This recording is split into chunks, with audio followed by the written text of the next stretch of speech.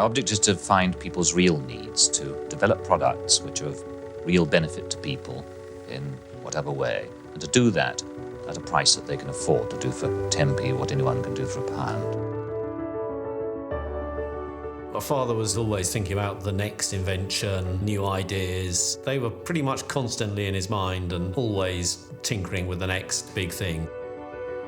He played poker and cards a little bit, but didn't have much hobbies outside of the inventing and the designing, so that was where his heart was. I think what drove Clive professionally was he's an ideas person, so he wanted to come up with something completely new that everybody would adopt, often price-based, so what really interested him was to come up with something really low price point and with really clever engineering.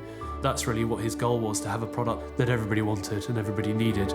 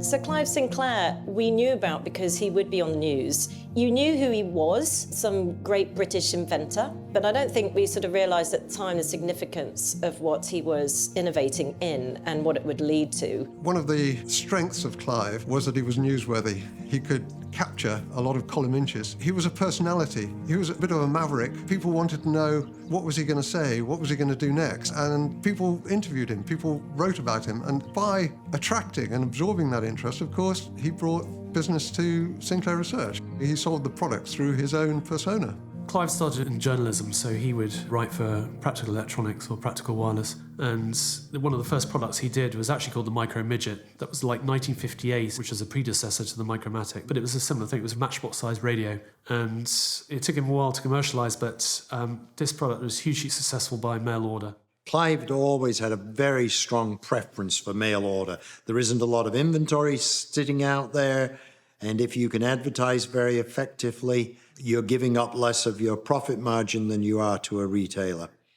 Part of the reason why this was so low cost was because he found out that transistors that were thrown away as rejects, you could test them and they were actually good enough to use in a radio, so he'd buy these transistors for next to nothing.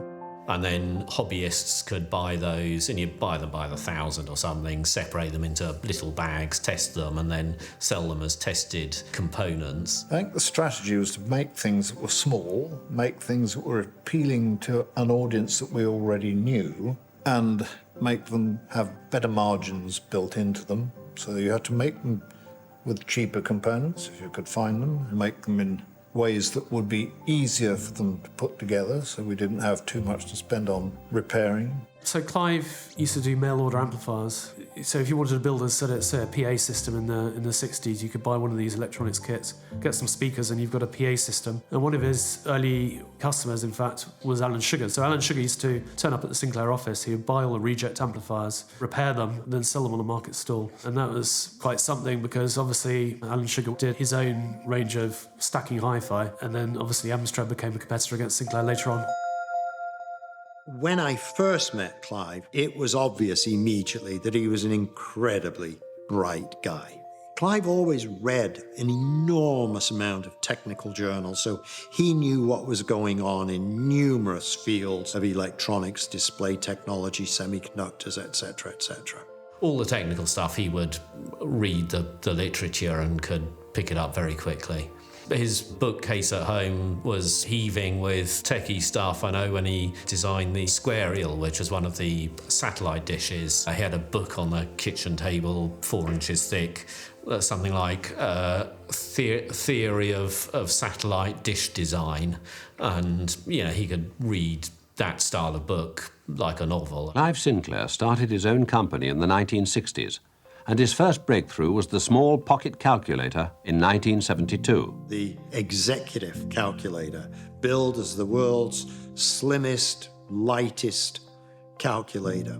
It's a really, really nice design. And it's got this really clever way of just recessing these little round buttons inside a square recess there to give it the feel that the buttons are bigger than they are. But actually the moving part is only the round bit in the middle. And it's sold incredibly well. From an engineering point of view, it was very interesting because they had to turn it on and off with a certain frequency, and that would allow you to use it just operating from batteries and not a power supply. You were talking about calculators that sat on your desk, plugged into the mains. So these things were quite big. To have the pocket calculator like this one and such a thin pocket calculator of that, other calculators at the time that would come out later were much deeper. You know, this was a real triumph. I think that if you had told Clive that all he could ever do was build calculators, albeit more advanced calculators, the thought of that would have been too terrifyingly boring to him. He was very interested in display technology. He'd had a small TV previously in the late 60s that had not been a commercial success. He had ideas about semiconductors, about televisions, about electric vehicles. So Clive was thinking about those things years ahead and was always anxious to take whatever financial success he had in any one area and start investing in his next projects. This is the newest way to tell the time. The Black Watch, developed in Britain by Sinclair. It's electronic, no moving parts. Digital, to tell you the time precisely. And quartz controlled, so you're sure that time is right. In fact, Well, the Black Watch had some issues with chip shortage problems at first. One of the suppliers pulled out, which caused lots of issues. But also the very first Black Watches, if you went near them with static, it would reset the time, and that was a major issue. Very unfortunate for Sinclair because they sold a huge amount and got a huge amount back. The Black Watch very easily got zapped by static electricity. So if you had too much nylon in your carpet, your watch suddenly would be, not reading the correct time or any time at all. It just 0 out. I think even getting too close to a television with the Black Watch could be a problem. It was a problem they fixed quite soon, but it caused major issues for the business. A design modification was made which involved putting some sort of shield inside the plastic case. And this made it very, very difficult to assemble because the case had not been designed to have room for a shield inside it. But again, when sold in kit form, that became the buyer's problem. That wasn't Sinclair's problem any longer. There was a story where somebody sent back a Black Watch and they came with a letter that said, "We've solved the problem of the Black Watch," and had a great nail hammered straight through the thing. I mean, I laugh about it and I don't feel guilty about it because I know from having talked to many, many people over the years who say, "Oh yeah, I've still got one of your Black Watches waiting for me to finish work on." I know that they enjoyed it. If it was too easy to put together, they'd have got no satisfaction out of it at all. So the actual people were sort of happy putting them together themselves. But it was right at the end of Sinclair Radionics, and they did have a lot of problems financially. But that was when Clive was thinking about doing computers quite early on in the 70s. He decided if he was going to do something, the next big thing, it needs to be on a completely another level, being the ZX80. So the Mark 14, I think, was a sort of almost a stopgap product to get a bit of turnover in. And there was a couple of other products around at that time, like the Risk Calculator watch. Again, it was a sort of quickly hashed together product to get some turnover in with what was limited resources they had at the time. But really what Clive had been planning for years is to do a low-cost home computer, a very slick design low-cost home computer. And he'd been talking about it for some time. So back in the middle of the 70s, we didn't have computers at home. So Apple was doing their first things in US, Commodore, Atari. In Europe, Clive Sinclair realized he could try to do something in that field also.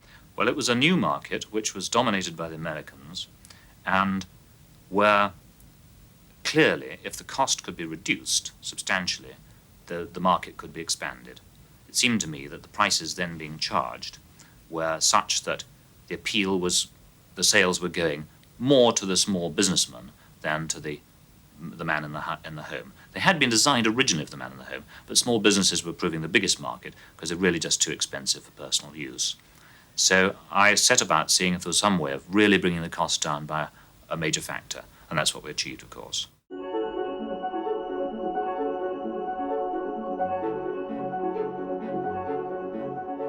Let me tell you about the most exciting ad that's ever been printed anywhere in the history of the universe.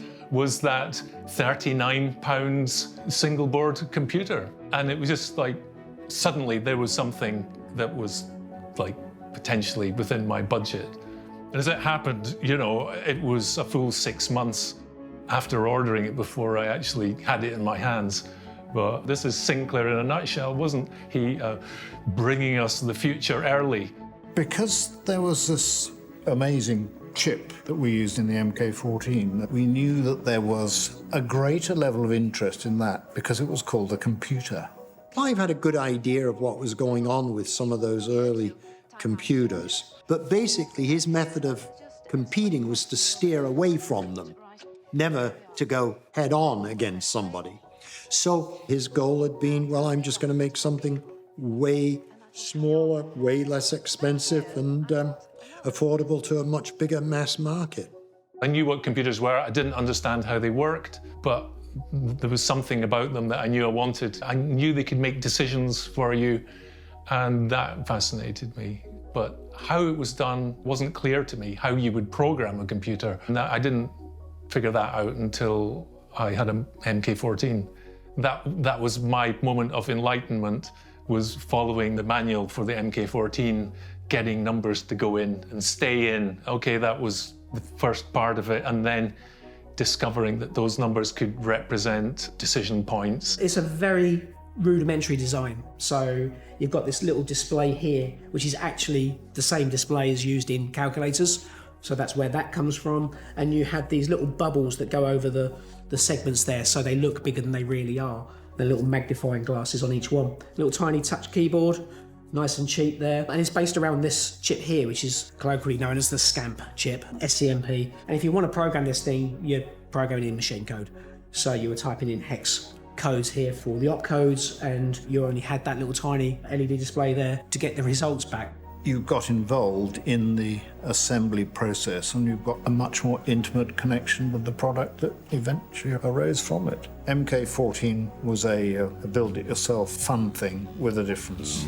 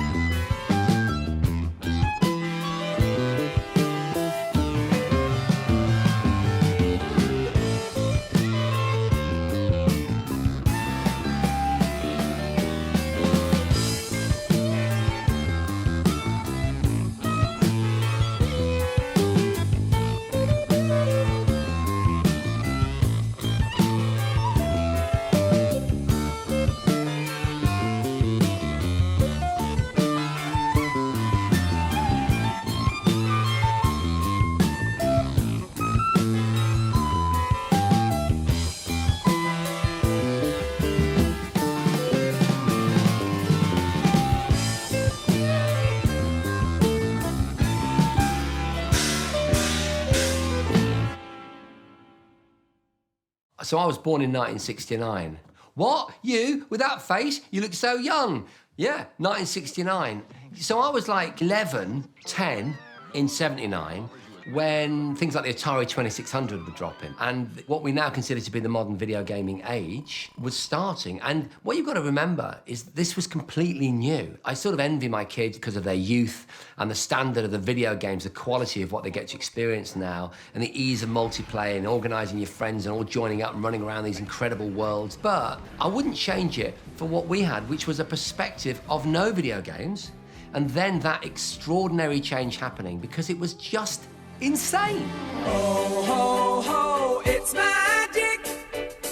You know, never believe it's not so.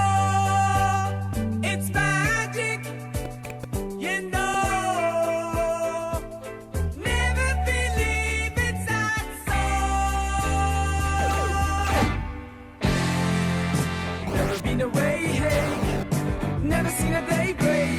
Leaning on my pillow in the morning, lazy day in bed, music in my head, crazy music playing in the morning light. Oh, ho, ho, it's magic, you know, never believe it's not so. It's magic.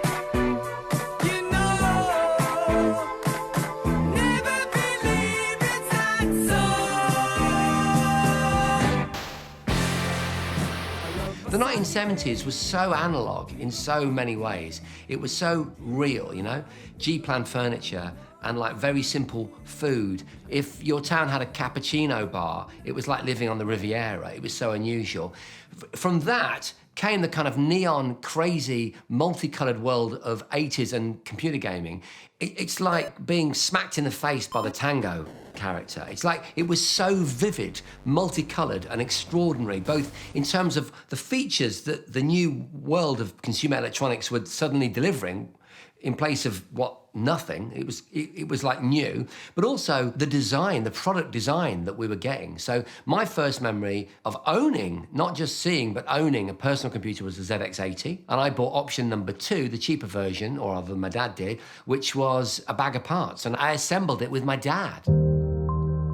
They needed to have a computer that was going to appeal to the masses. The ZX80 is that step towards what would later be the ZX81. ZX80, I remember, by that stage he'd left Sinclair Radionics and set up his own new company, Sinclair Research, and moved to much smaller offices, so we're away from the big St Ives office and just in basically a couple of rooms in King's Parade centre of Cambridge. He realised that the computer would be a huge hit if only it was affordable by just average normal families. If you can get that market, it's massive. So I think he was concentrating on, I know what the price needs to be, then work backwards from there on all of the components to get that price point. A proper computer, affordable prices. No one had done that before.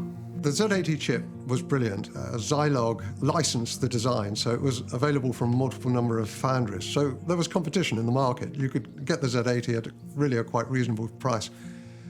Secondly, the Zilog Z80 did help pave the way, certainly for Sinclair, to reach the price points for the Z80 and ZX81. And as you know, it was used by a lot of other home computer makers as well. The Z80 was so general purpose that it was used in thousands and thousands of different applications. I mean, the ZX80 was in those days one of thousands of different applications. So for us, the Z80 was used in high volume in the first chess game players.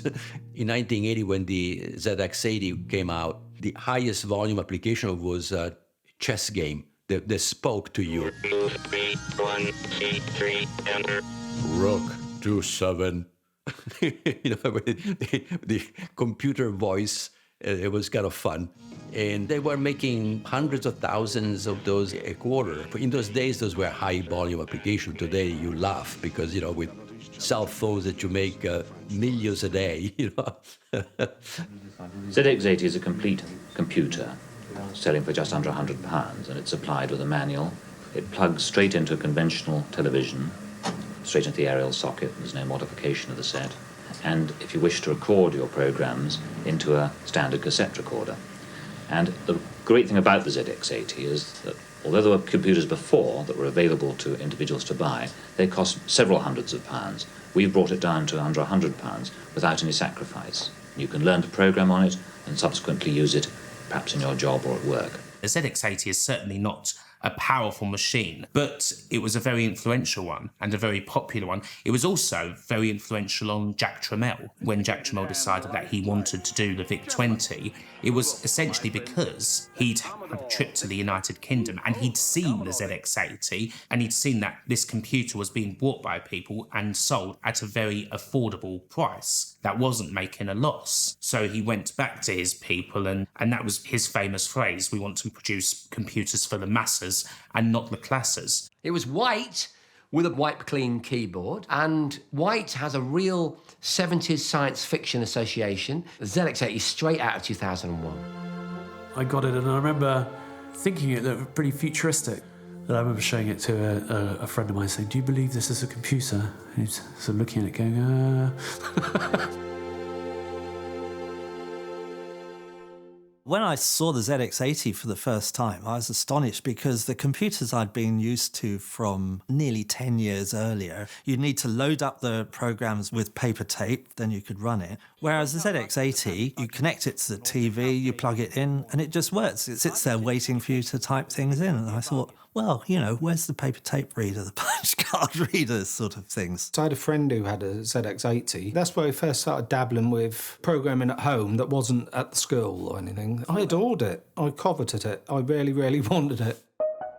The ZX80 is really something that changed and demonstrated to Clive Sinclair that he was right. There was a market, an opportunity for launching computers. But when we look at it, even now from the 21st century, when we look at it and we realize we're talking about a black and white computer, no sound, 1K of memory, with this very, I wouldn't say annoying because I think it is fascinating feature. When you press a key, the screen flickers. So all these kind of things show how limited it was. And at the same time, it shows you that if that had success, anything that you could evolve on top of it would have a huge potential. Obviously, the journey of computing has been about the cost coming down, the size coming down, and the power going up. That's been something that's been iconic within the journey of computing, and no other industry really does that. So the importance of the processors, because it was the microprocessor revolution that's kick-started this entire industry. So having a Z80 processor that you could buy for a few pounds enabled this. Now, Richard, you divided what's available on the market into three broad sections. So where does the newcomer who knows nothing at all about computers start? Well, for the newcomer, I'd recommend this first category, which really covers machines from £50 to £100. And far and away, the best example here is the Sinclair ZX81. Over 500,000 of them have been made and sold now. The ZX81 was designed to be sold to your average person on the street that had an interest in computers, but didn't necessarily know what they wanted from it. So this term, home microcomputer, was out there, it was in the news all the time. So this had to appeal to them. And the way this was packaged in a small box with this manual, everything you needed, just plug it into your TV, fitted that bill. The case, now we've got something that looks actually really nice. It's still small, it's still got the same kind of keyboard, but this feels a bit more finished, more like a general product that you would buy in the shop. This thing was sub £100. Other things out there were £200, £300, £400. It's not like they just saved a few pound off.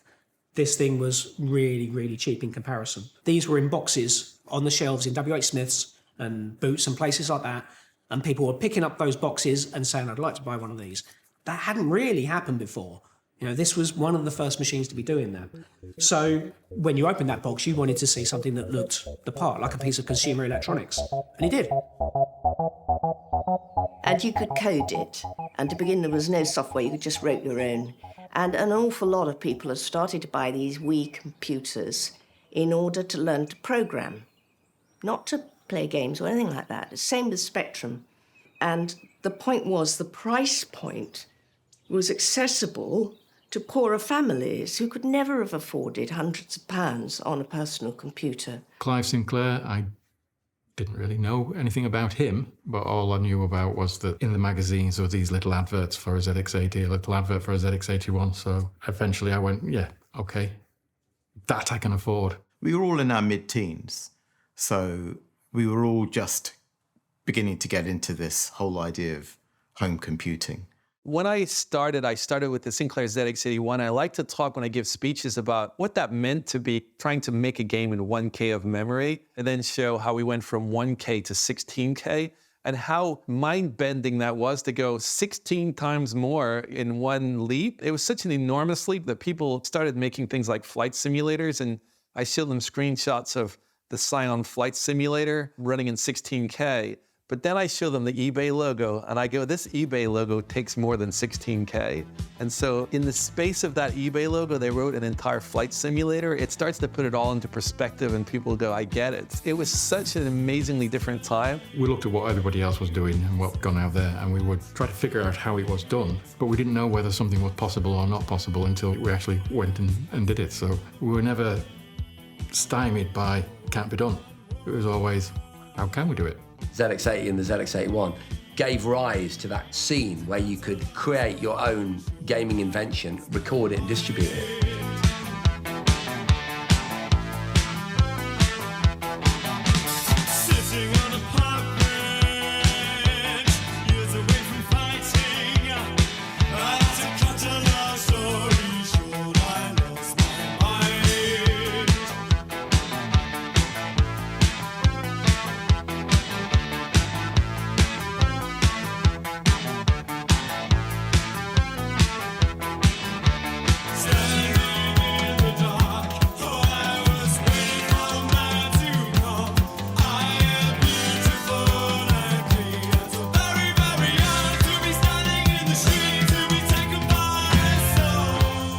When the ZX81 was launched, of course, we read the reviews, we knew that sales were going well, but we were very much focused on what was going to be the next machine. And you have to remember that we'd launched 2 machines in 2 years running.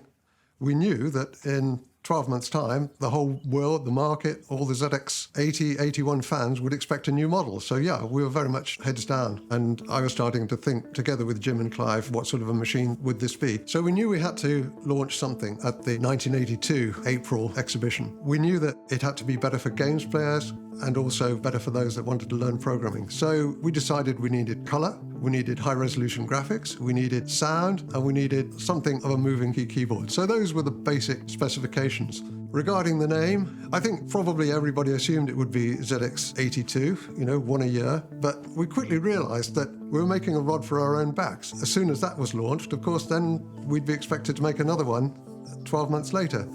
So we needed a name that would describe the product rather than the year of its launch. So Steve and I came up with Rainbow. We loved the idea. We wanted to call it the Rainbow. Clive came up with a much more scientific, technological sounding name of Spectrum. And of course, that's the one that stuck. But the other thing you need to understand about Clive was that he was fiercely patriotic. He would do anything he could not to be dependent on Japanese technology, and he would try to buy chips from the few British manufacturers who were still making chips, like Ferranti. Ferranti were really benefiting from the success of the ZX81. They were selling their ULA in volumes that they'd never appreciated before. They'd got into the consumer market, and they were determined to bend over backwards, to roll out the red carpet, to give us whatever help we needed to ensure that the ZX Spectrum was a success. He wanted to do something for high technology in Britain. He wanted manufacturing to be done in Scotland, which it was as long as it possibly could be. It was only with reluctance that he gave in to commercial pressures and realized that global economics dictated that assembly jobs got done elsewhere.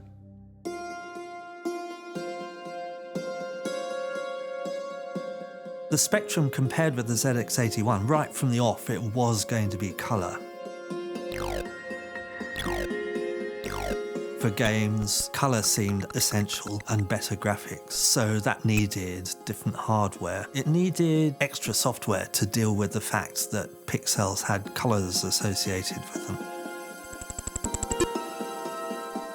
So that meant that it certainly needed extra memory allocated to the colour information, and it needed some extra code for dealing with the different colours. That was a big thing. It was going to be the colour ZX81. So one of the reasons that we decided to have high-resolution pixels and lower-resolution colour was based on the way the human eye works. Human vision can resolve to much finer detail, brightness, luminance, if you like, than we can resolve colour. And the PAL TV system took advantage of that, so that the bandwidth of the luminance signal was 3 or 4 times greater than the bandwidth of the chrominance signal. And we also knew at that time that the Oracle and CFAX teletext standards also followed a similar pattern. They set colour per character, but of course you could address individual pixels. So that was the background and the reasoning behind choosing high-resolution pixels but lower-resolution colour. We've got the colour clash, why did you do that? So why did we make that compromise? We had to meet a price point. The Spectrum was made by with a different kind of mindset entirely. It was what would give our features in a minimal sort of way. Rather than doing colour per pixel, it was colour per block. And that's okay, but it's a hack. It's kind of what will get us to the end cheaply kind of way. We could have gone for hardware sprites. The chips were available. We could have put special chips and additional memory in so that we could have multicoloured sprites moving invisibly across a background without any degradation of colour. We could have gone for something that approximates to much later computer standards where every single pixel on the screen has its own colour palette. But again, think of the additional memory that's needed. Think of the additional chips that would be needed for all the address mapping, all of the video buffering. Again, we needed to meet a price point. So that was the compromise.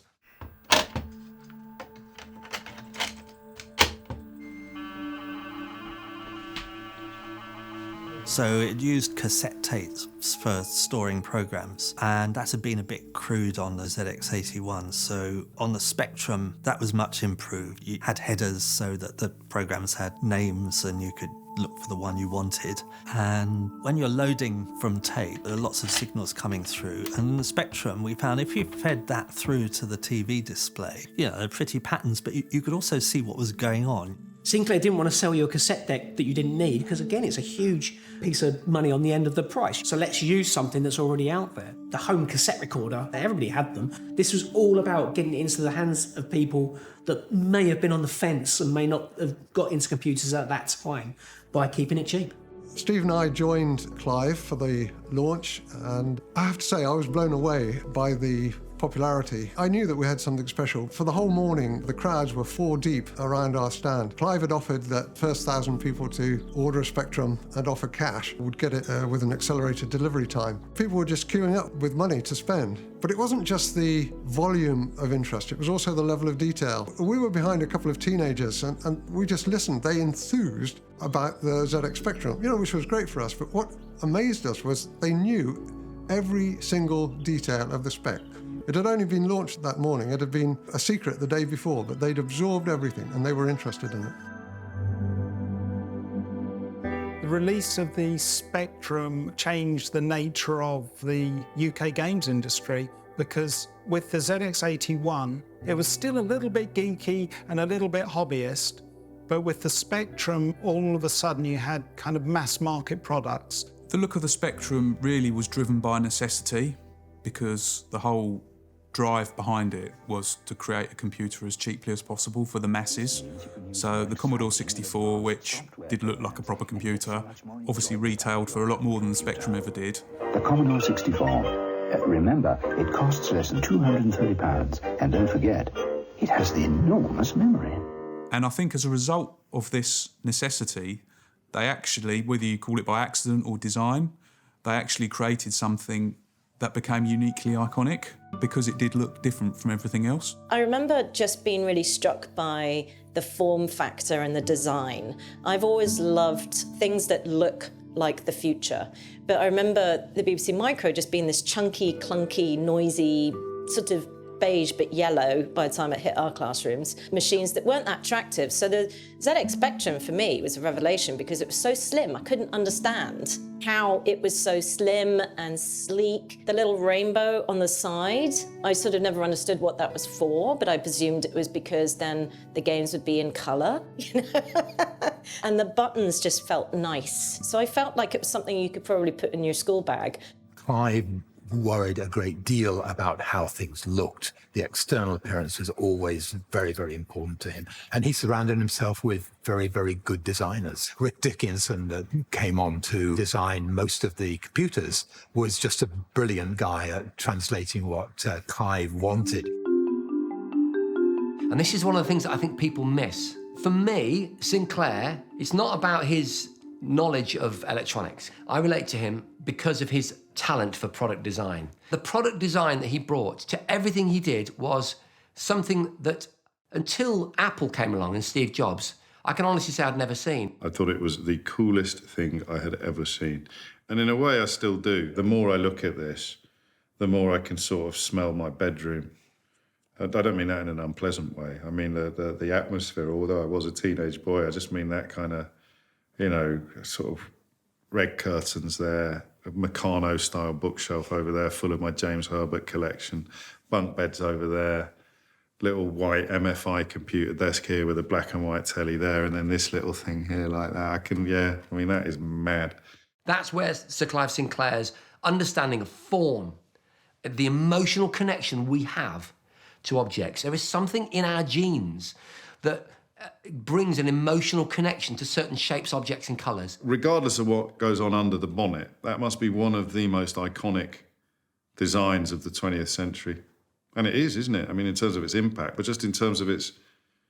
Yeah, I shall use the B word, I think. I think it's beautiful. I think it's a timeless design, what the Spectrum gave us. So I think the work of Rick Dickinson and his team was amazing from a cosmetical point of view. It's a balanced, subtle approach. Nothing shouts at you. It's not fighting for attention. The famous rainbow and this coloured text here, it just starts singing. It starts coming alive. And that rainbow is synonymous with the product. People seem to really like it. The rainbow stripe on the bottom right. It's a thing of absolute beauty. And the Sinclair logo itself, the font, get out of town. It was obviously decided for the next iteration, the colour one, that we need to up our game slightly and get some tactile feedback. And that tactile feedback comes in the form of an elastomeric or a rubber keyboard. We'll call it rubber, shall we? It's not. And then you got that popping, that tactile feedback, and you can engineer, tune it to get the right feed to it. But it's still made at a cost. But clearly it was an improvement over the 80 and the 81. Of course, it got famously described in one early review as having all the feel of dead human flesh, I think were the words that were used. I'm one of those that loved touching the rubber key, so I don't refer to it as the dead flesh experience. I really enjoyed it because it's what I had. It was magical. So even if it was not perfect, you don't remember that and you forget those details very easily. I found the tactile sense of them really nice. Kind of like rubbing my finger on the edges of the keys was just really nice for some reason. But to use, it's not so great. But obviously Clive Sinclair's little shortcut keys for programming helped reduce the amount of keys you had to press. I had friends with the original rubber-keyed 48K Spectrum. Most of them had trouble loading games because the J key had gone, and you had to press the J was the shortcut for the load. And as it was the key that was pressed by far the most, when that one went, you were in trouble. And the quotation marks were the next thing to go as well, because to load from tape on the 48K, it was load, quotation mark, so those were the keys that went first. So there was a whole learning curve with learning to program using all these shortcut operations, but at the same time it was a really nice experience because it was new. I think the Spectrum as a piece of design is unparalleled in what it is. You see a 48K ZX Spectrum, you immediately know what it is. In fact, with all the different Spectrum models, you know from the design what they are. And unusually, the Sinclair products were black. And most of the other contemporary products were beige, weren't they, in the day? The beige kind of dominant aesthetic of computing is for the business community, whereas Sir Clive wasn't held back by that. He wanted to make an impact. He understood his market. There were so many computer companies in the UK during the early mid-80s, and they all wanted a slice of the same pie. Machines like the Atari 800, the revived versions came a bit too late. The Acorn Electron obviously had supply problems, and that arrived about a year too late to make an impact. BBC Micro was Great machine, but incredibly expensive, and not many games were available for it. Very much an educational orientated machine. So the Spectrum just had a clear path, I think, to the home and the games industry, and cut straight through it. By that time, we'd missed out on the BBC contract. Acorn had got it, with what I considered a much more boring computer. The government hopes to have a computer in every secondary school by the end of the year. But it was classic. It was more boring because it actually worked. It could sit in a classroom. The keys were more reliable. The whole thing was more predictable. The BBC was a competitor to it, and Clive was always disappointed that Acorn had won the rights for the BBC Micro and the education programmes. But the reality is we sold several times more ZX Spectrums without the support of the British government on the BBC Micro side. I'd say the Spectrum was the big one. Spectrum made the market, whereas the BBC never really had that same kind of vibe. The Spectrum was a bit more mass-markety, really, and the BBC was still a bit kind of snooty. And this machine is credited as the machine that sort of kickstarted our games industry. And people that are working in the games industry now cut their teeth programming games on the Spectrum. I'm sure the Spectrum did start the British gaming and computer scene because it was just so successful. I think it just came about at exactly the right time. The Spectrum really was the one that sparked the game scene. It was affordable. There was a Christmas where everybody just seemed to get one. They were selling out everywhere. You went downstairs on Christmas morning with your fingers crossed, hoping your parents had managed to get one as well. It was December 1983 when I was surprised at Christmas with a brand new Spectrum. 48K, it was mine and my brother's. That's where everything really kicked off. It was in colour, it was on your TV screen, and it was beautiful. I badgered my parents, who said I might be able to get a Spectrum for my birthday, but there was a definite emphasis on the might be. But then I remember coming home from school a couple of days before my birthday, and my mum said, look down between the sofa and the chair, and there in a Boots carrier bag was a brand new ZX Spectrum 48K as well.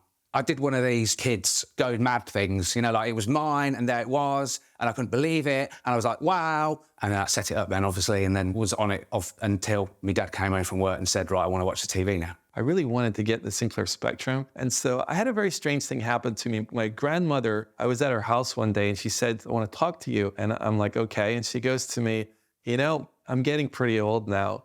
And someday I don't want to think I left you like some teapots or something like that. And so I want to give you some money just so I know that you're not going to end up with silverware or that kind of thing. And so she gave me like £100 or £150. And at that time, that was a really big deal because that was my Sinclair Spectrum. And so by buying that computer, that was the knee in the curve for me because suddenly I was able to take off. Difficult for me to have an insight into what it meant to other people. To me, it just made it possible for me to get into computing. Probably 4 years, 5 years before I might otherwise have been able to afford it. It was cheap, it was colour, and my brother liked it as well. So did I like the design? Yeah, great. But I think the first thing I did was open it up. I was probably, in all honesty, more interested in what was under the hood than anything else. Like, I'm into hardware. The machine seemed impossibly small. Like, how can you pack all of this power, this obscene amount of RAM, these bitmap graphics, and all of that, into this tiny little box? It was very understated. I mean, at that time, when the leaflet was doing the rounds, nobody knew just how rubbery those keys would feel. So it still looked amazing. So for me, it was really, this is an arcade-capable machine that you can have at home at a ridiculous price, which meant that it was a perfect blank slate for new people coming in to do things that had never been done before.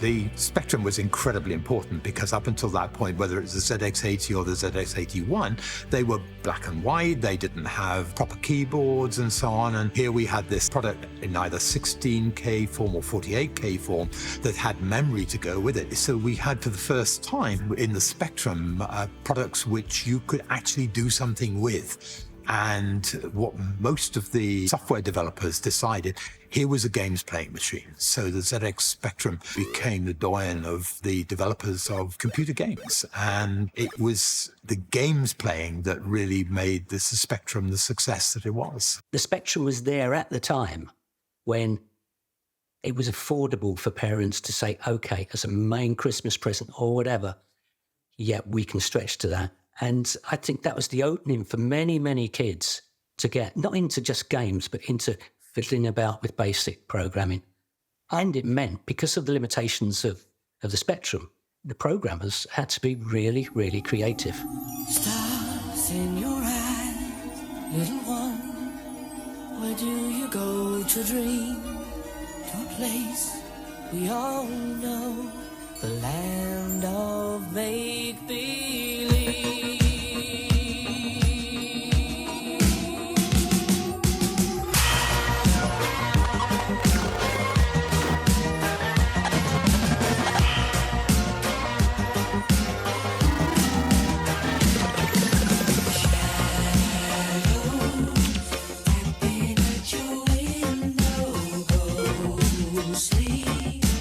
Voices whisper, will you come and play?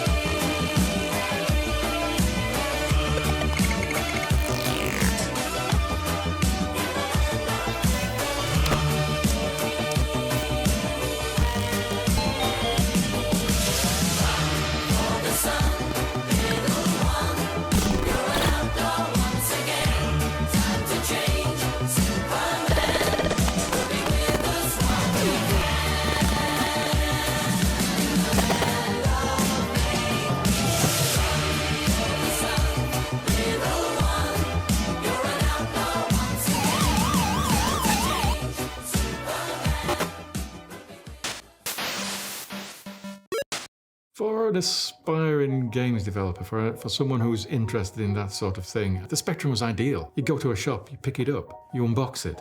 It's there. You plug it in. Plugging it in, and then your telly, and then you just be sitting there with this in your hand. It was absolutely nuts. The notion that this screen would do things that you'd only seen on films, that you'd only seen on Star Trek, was, I mean, it must just have been absolutely mind-blowing. But of course, you're there. You don't realise your mind is being blown. You just know that you don't want to look away. I just became absolutely fascinated by the whole thing. And I remember like typing a small piece of code in and seeing the result on the screen. I was absolutely gobsmacked. I couldn't believe it. I thought, wow, this is amazing. You know, I just like typed in a few lines of something and this happened on the screen. I think the best thing about the Spectrum was it was a big box of bytes. You can do anything you want with it. You didn't have to know anything particular, and you can make simple basic games. And then as you progress, you can learn assembly language and make more complicated games, but you can start making them yourself. It was so accessible that everyone could make their own games. And it came with a very good programming manual, which at the back had a reference section regarding programming in machine code, which I understood that programming in BASIC alone, you couldn't really create decent games. It was too slow. So I had to learn machine code. And that's when I started dabbling and trying to get as much information as I could about programming in machine code. Steve was the author of the manual. I edited it, made a few comments. It wasn't just aimed at showing people how to plug the device in and load games. We really wanted it to be an instruction manual to help people to learn to program in BASIC. So the Spectrum manual, I approached it more or less the same as with the ZX81 manual, no special differences. And in fact, some of the material was valid for both of them, so I more or less lifted it from the ZX81 manual and reused it. It reads as though a human being is writing to you. I wanted to try and anticipate what the reader needed to know and address that. And clearly history has shown that a lot of people learnt BASIC through that manual. It had a lot of humour in it, Steve's particular brand of humour. I know Clive wasn't completely happy with my style of writing. All sorts of completely flaky, extraneous ideas coming in trying to get across the serious ideas of how you would use it. Bit Monty Python-ish sometimes. From time to time I get emails saying, I so much enjoyed the manual. You know, sort of one or two. Popular Computing Weekly. I think it was one of the best magazines ever. It was like a tiny little thing. And it was a weekly magazine, which was amazing, so we didn't have to wait too long for the next issue. And they also covered machine code. They used to have a small section about machine code. And I read this article in one issue where it said, if you want to become a really good programmer, successful programmer, you must forget about the basic language and learn machine code. Without even knowing the difference, I said, well, that's what I'm going to do. It was that kind of what people were doing with the Spectrum and stuff that actually got me into doing a little bit of coding. I was never good enough or bright enough in mathematics at all to do anything proficient. But as a hobbyist, you could explore, you could play around, you could take some of the very early computing magazines and with their endless long, forever pages of listings, you would type them in, they'd never work. They would never, ever work first time. But if you were inquisitive enough, you started playing around with that bit of code and working out what was going wrong and fixing it as you went along. And eventually, slowly, I wrote the most horrendous Space Invaders game one day, and it was just appalling, pretty much. But you know, that was my genesis of gaming. It was an iterative process. You type it in, then you suddenly figure out, well, it won't run. What have I done? Missed out a piece of punctuation. And it was scanning down the page, trying to find what you'd missed and putting it in and getting it working. And when you did it, it was a real sense of achievement. And so it literally was something that we had never seen anything like before. You know, you sat in front of a TV and, you know, you just basically consumed the output that came at you. And that was fun for many decades. But the ability to really kind of turn that output into input and to type in even just a basic program or just kind of waggle the joystick and see the character move around on the screen. Arthur C. Clarke has this great quote about how any sufficiently advanced technology is indistinguishable from magic. And at that time, when we were doing those basic programs and playing those basic games, we had literally never seen anything like it. And so it really did feel like a form of digital magic to us, I think.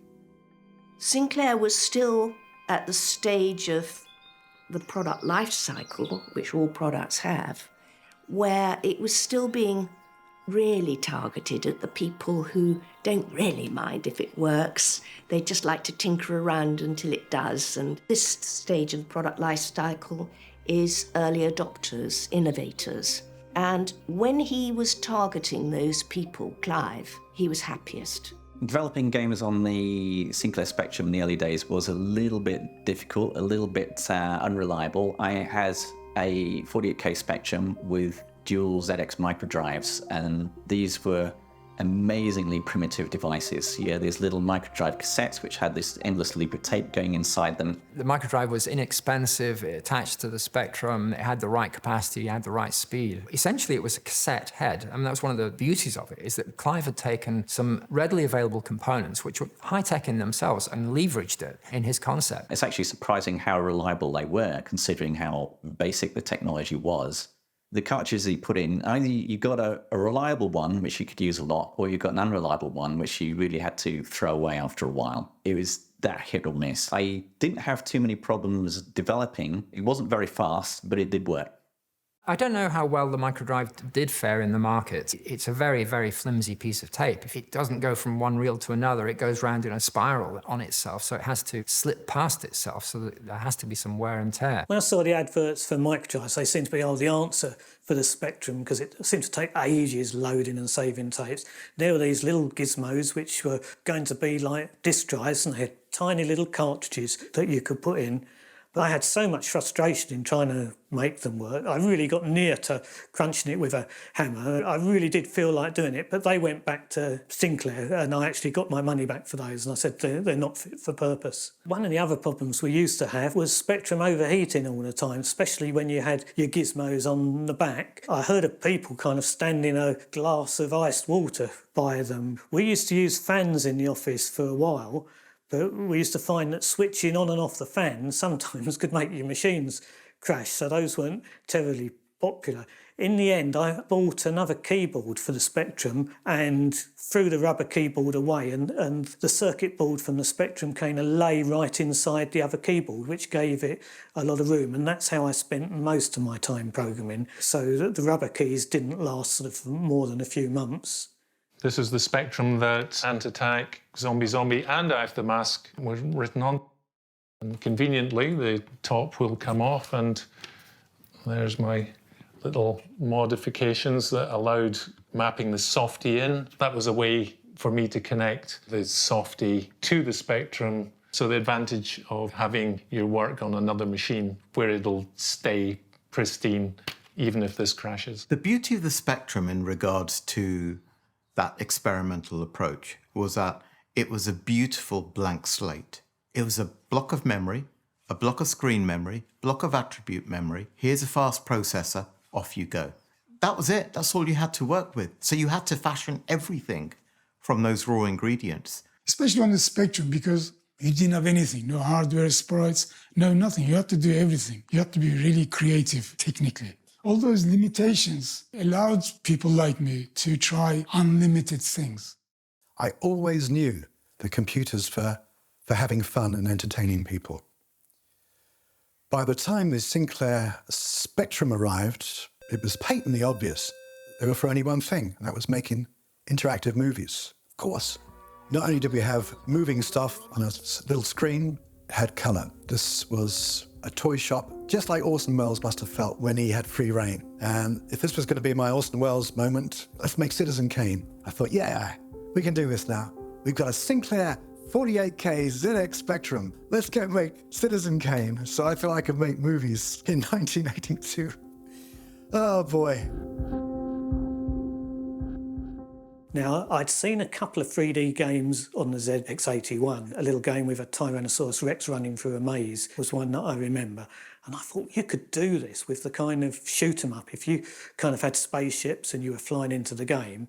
It was about the time Star Wars was very big, and I thought, oh, if I do a game that's like Star Wars, people are bound to love that, and I have spaceships flying out the game. So 3D Space Wars was the concept from the start, and to make it feel like a scene in Star Wars where you're flying into a crowd of fighters and they're all flying around you. At that time, no one had done a 3D game on the Spectrum, so I thought, right, I'm coming up with something new. I think there were a couple that came out by the time it was published. There was a 3D motorbike game where a motorbike was kind of riding through a forest of trees, but there certainly wasn't any around when I started. So that gave me a feeling that, yeah, I was onto something new. The sound on the ZX Spectrum was really very simple. We had what we called a little beeper. Ingenious programmers could develop square waves to drive it and create something that approximated to different tones of music. It was very, very simple. Well, all you can do with a Spectrum is switch the speaker on and off. It's one bit. And Ant Attack you have to generate a frame of graphics and then make some kind of a click. You could maybe do a tiny little bit of a beep or a little bit of noise, as you can hear footsteps in Ant Attack. So it draws a frame of graphics, does a tiny bit of white noise. I'm often asked whether I can make music as well as graphics and code, and I can't. Someone else supplied the music for Saboteur, and I always wanted to get the music playing during the game, but I was new to this, so in the game I played some beeps, no music, no interrupts, just an occasional white noise sound when you kicked someone. Spectrum sound basically involved you could directly move the speaker, but you could only move it in or out. You didn't have any fine control. Now, bear in mind that sound continues continuously, but you have to do other things like the graphics, which take rather more time up than everything else. So on the Spectrum, any music I played, I had to do little bursts of. So at each interrupt, which occur 50 times a second, I put some sound out, just a little burst of sound at whatever frequency it needs to be at that moment. So there was this distinct 50 hertz hum because the whole sound was being broken up into these little chunks every 50th of a second, which rung through everything. It was never going to sound like a Commodore. The colour, the sound, limited though it was, and the memory of the Spectrum compared to the 81 and the 80 meant that there were some really terrific games developed for it very quickly, and that took off like wildfire. And Clive's attitude was that it would take care of itself. He hadn't set out to develop a machine for people to play with. He acknowledged that that's what they did do with it, and that drove sales, and that was all well and good, but he'd let the software people take care of the software.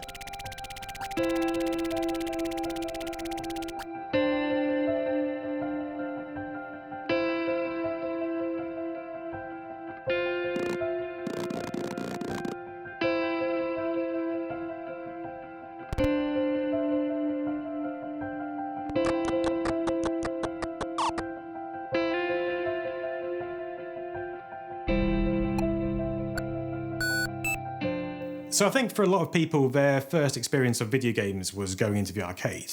And the arcade was such an exciting place. You got explosions, graphics, loads of colours, that they wanted to recreate that into their home computer. Growing up in the early 80s, it was all about the arcades. That was where the best games were. These amazing games. You'd go to the arcades, it would just be rows and rows of brilliant arcade games. Intruder alert, intruder alert. And I was always pestering my parents to go to the seasides or wherever. So the opportunity to have a machine which could replicate this experience in some form at home, cheaply and easily, was obviously very attractive to me. I hunger. The arcades were incredibly important. When you go back to the early 80s, it's the golden age of the arcades. There are so many games that are so popular. And already on the ZX81, there were versions of Space Invaders, very crude but playable versions of games, as well as original games like 3D Monster Maze, that had their own momentum. The ZX81 died off very quickly. The Spectrum was coming out, and Arctic immediately bought me a Spectrum. And I taught myself how it worked by writing an unbelievably bad Space Invaders clone, which was never released. But it taught me how to use it. And I went on to write Cosmic Debris, which was an asteroids clone, all clones in those days. Totally unimaginative, really, which Arctic sold again, but this time on a pretty good royalty deal. I was pretty much on 25% for all the early games. So almost as soon as the Spectrum came out, you started seeing immediately lots of versions of games like Space Invaders, Pac-Man, Asteroids, Missile Command, Frogger. We ripped off arcade games because arcade games were the only games that served as reference pieces. We all went to the arcades and we wanted to copy what we saw. It's how you learn anything, right? You imitate. and you'd have that instant connection because you'd see a game and you'd go, oh, it's just like Space Invaders, which was like Spectral Invaders, or you'd have Defender, except instead of ER on the end, it would be A on the end, just subtle little changes like that. So they did realise early on that these games could be replicated, but they also realised that the games should be different because the way in which we played them was a lot different. Instead of being in an arcade and shoving coins in a machine to keep going, we were at home, and the game should be able to involve us a little bit more than those arcade games. The game design for Chuckie 8 came about mostly nicking ideas from what I loved playing in the arcades. It's a cross between Space Panic, which is a platform ladders game, and Donkey Kong, and then a few ideas that I just chucked in myself. A bit of a mishmash, really. I realised that you could do pixel movement on the Spectrum, even though the received wisdom was that you couldn't. Everything had to be character movement. And so I wanted to do a game which was pixel movement. Pixel movement was an advantage just because it was technically superior, it would be better to play, it would look better. You could make a better game. Everyone that owned a ZX Spectrum played Jetpack. There's something about Jetpack, I think, that made you feel that you were emulating the arcade experience that most of us were having in the early 80s. And it was an important thing, you know, can I take that arcade experience home with me? Ultimate, or Ultimate Play the Game, as they were often known back then, were an incredible company. Obviously, the two Stampers behind them. The Stamper brothers, they had arcade experience themselves. They had created their own minor arcade games. So when they started to make ZX Spectrum games in the home, they were really able to bring that experience of already making arcade games through to create a game in Jetpack that, to me, even if it's only in 16K, feels like not just an arcade game, but a superb arcade game that has all the qualities that an arcade game should have. And so when Ultimate came out with that, I think, especially in terms of going beyond perhaps arcade clones, that was a game changer for original software. Ultimate Play the Game brought out a load of games at once, which worked on the 16K Spectrum as well. Like Trans Am was amazing because you had this whole world of driving around America. And just being able to explore this entire land was brand new. I loved that. Trans Am, which was a driving game very similar to the arcade game Rally X by Namco. So they weren't exactly original, but the games they made were brilliant and they looked good as well. Attic Attack I played for hours. That was just a simple maze game with repeating graphics and doors in different places, and that occupied me for just as many hours. I never finished it. I think I got pretty close, but I never finished it.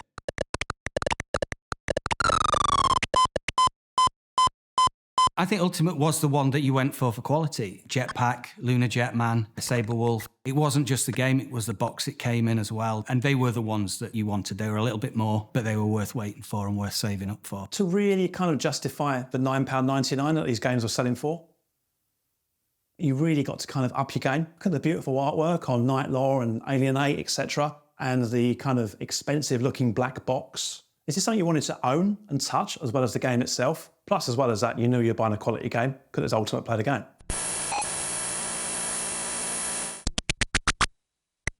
Night Law was an amazing game because it suddenly brought cartoon-style graphics to the Spectrum and also in another dimension as well. I know Ant Attack had already done it, but this was on a different level. This was, I think some people compared it to a Disney cartoon back then, which maybe might have been a bit fanciful, but it did really look that good. It was a completely different type of game. By the time I got a Spectrum, which was about a year after Night Law had come out, a lot of other people had worked out how Night Law worked, and they'd done a lot of similar games. So, as usual, there were a lot of games that were very similar to that and a lot of clones of Night Law. But it stands out as the original and also the best because it was the game that basically created that whole style of gameplay. People who started making games and experimenting with the hardware that then became available, like the ZX Spectrum, you know, you were always trying to do something a bit more interesting and trying to push the boundaries. And that is what characterizes the video games industry even today. So always sort of pushing on those different ways of telling stories or different ways of having fun. That's why we had such a wave of creative games in the 80s, which probably haven't seen since. Some of these games were, if you had them now, they would be groundbreaking. At the time, it just meant an entire new world was opened up.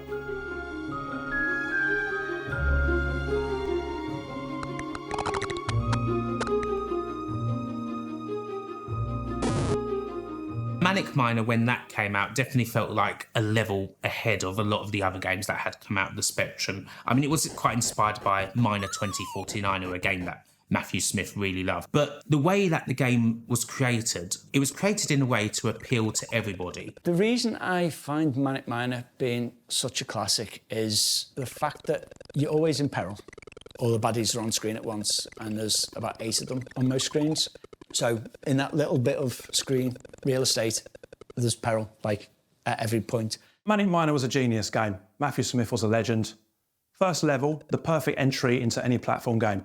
First of all, when you played it, you didn't know what you were doing. It was a very, very hard level, but then eventually you knew where to jump, you knew where the floors that collapse were, and you could eventually work your way to the top, pick up the item, go back down to the bottom, get to the next level. What it really did well, it kind of prepared you for the rest of the game. Manic Miner was, probably the first game that really got me. And we played it, I can't remember, like an all-summer holiday. Forever a mother shouting up the stairs, "Get down, get outside." I was like, "Maybe another, I'm playing games." For me, I think one of the best games of all time is Jet Set Willy by Matthew Smith, who made the original Manic Miner. Jet Set Willy expanded. There was a lot more rooms. You could go up, down, you could change rooms rather than being stuck in one room all the time. It was impossibly hard. Jet Set Willy was the big one, wasn't it? A seminal platform game. What those platform games did was take the page-turning element of an adventure, which was obviously my big thing, like what happens next, I get through to the next stage, with the more basic arcade element. I mean, crikey, I played that for hours and tried all the pokes as well, the little pokes you'd used to do because it had a bug in it. In Jet Set Willy, there was a very well-known bug called the attic bug. And basically, if you entered the attic room, it would corrupt many other screens in the game. So if you hadn't collected the things you had to collect from those screens, the game became uncompletable. Also, there was an infinite death routine, a thing where if you stepped off a ledge, you would fall down a screen, and then when you died, you would go back to the top of the screen and fall down and down and down again and lose all your lives. So basically the game was incredibly hard.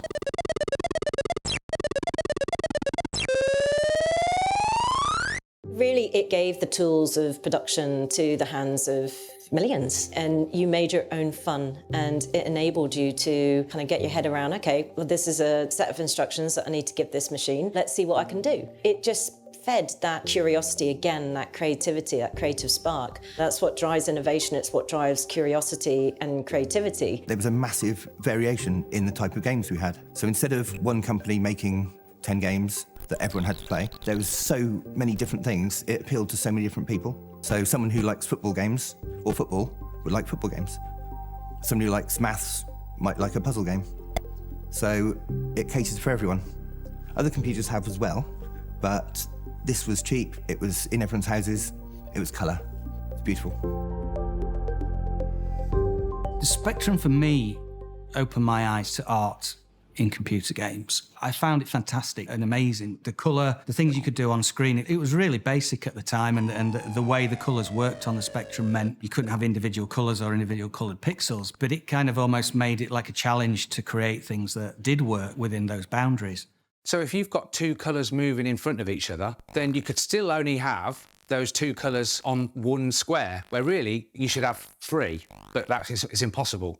So you'd have all these graphics changing colour and taking on the colour of the background, but we just got used to it. It wasn't that bad. You couldn't do graphics on the Spectrum without knowing how to work around Attribute Clash. It's like the great video games crash I never even knew about until I watched YouTube 5 years ago.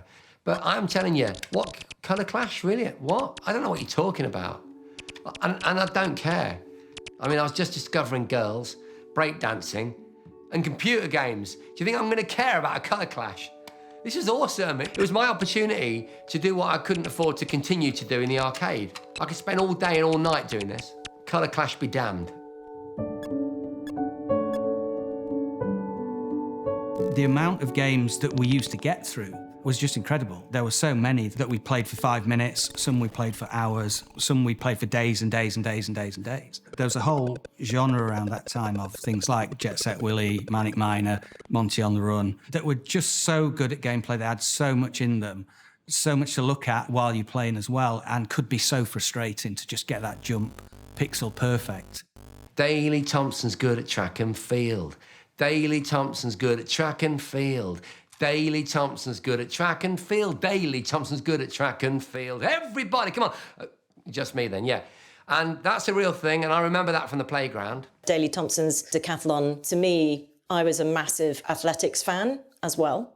So Daley Thompson was a bit of a hero of mine. So when there's a game of your hero, it's always quite nice. Daley Thompson's Decathlon, that finger bashing exercise and that pixel perfect jump to get the long jump right or throw the javelin at the right point. Fantastic games that really did grab you and keep your attention for hours. One of the most amazing games I ever played was Ant Attack in the early days of the Spectrum. First of all, I was completely stunned. I remember on loading it up where you were given the choice of either playing a boy or a girl. Obviously, these days, we're kind of used to that sort of thing, but it was very unusual back in 1983. And then you had this really creepy city, which is very evocatively shown on the cover, and it's full of these giant ants. Looking at other games that are around, I really hated things that appeared on screen that didn't do anything. They were like decoration. So I kind of wrote a consistent little universe where if you could see it, it was there. It really worked. If it was there, you could climb on it. There's no decoration in that. It was like a complete little universe with a miniature version of physics. So Ant Attack was the first isometric game I saw. I remember that vividly because I found it super confusing when you could rotate the camera and you had to see things from the other angle because the ants could be coming from anywhere. Characters were behind things because that never happened before with any other game that I knew of. And you have to avoid these giant ants that are stalking you at every turn while you're trying to find the boy or the girl. So for its time, it's an amazing game, and I think yeah, it's quite rightly revered today as well. One of the games that left a big imprint on me was Saboteur. And the main reason for that, it was the first time I saw environmental storytelling in action. If you remember, the Spectrum was a lot about text adventure games. Were very descriptive. You would be someone telling you where you are, why you're there, where do you want to go now. Or you have arcade games. But Saboteur was about telling a story without actually saying out loud. You are certainly up for no good because you're getting into a company in the middle of the night using a dinghy. And then once you are in there, you are killing guards and there are these dogs around. And then you figure out this is an underground facility because there is a tube system going from A to B. So all these things start to play with my mind. And I was building a story of why I was there. And that told me so much about game design and how to make people get sucked into a universe. This is why I hold Saboteur in such high esteem. Your mission in Saboteur is to break into a building, find a disc, plant a bomb, and then escape by helicopter. If you read the instructions, you'd know that. But no one reads the instructions. They all get pirate copies off their friends. The number of people who've said, oh, it's really easy, you just go to the helicopter. And, oh, I only had a copy. I didn't read the instructions. One of the things I should have done is say, you failed your mission if you just go to the helicopter. But I didn't. It says mission successful, and it shouldn't. It's a bug. The Spectrum had a very high resolution for the time. I don't think any other computer had as high a resolution as the Spectrum. So it did mean that in the hands of a talented artist, you had some amazing pictures on the Spectrum and graphics. Most notably, loading screens, which have become an art form in themselves. And you had to watch these for several minutes while the game loaded, and the artists often went to town on them and made sure that these were absolutely brilliant, these loading screens.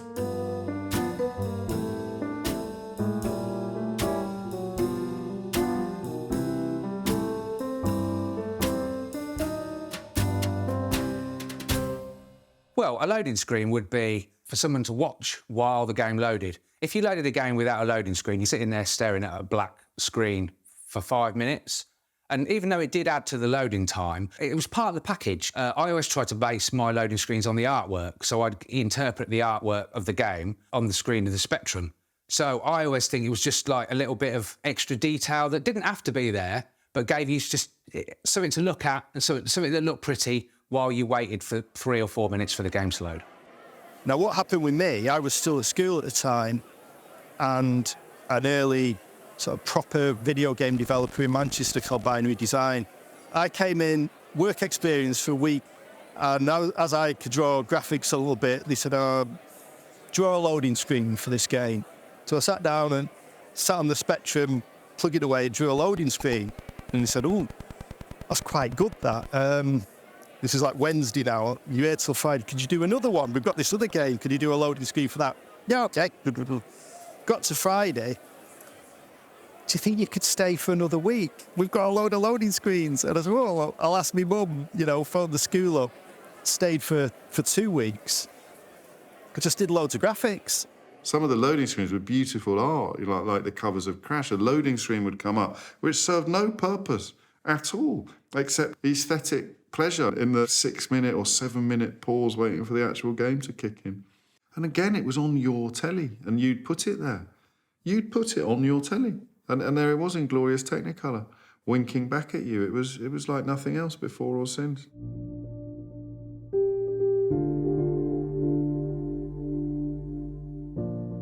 Magazines were an easy way of finding an echo chamber for people that were like-minded, and to find out what you should be saving for, maybe how to complete a particular game or cheat codes, that sort of stuff. They had a role to play that, well, it was impossible to ignore.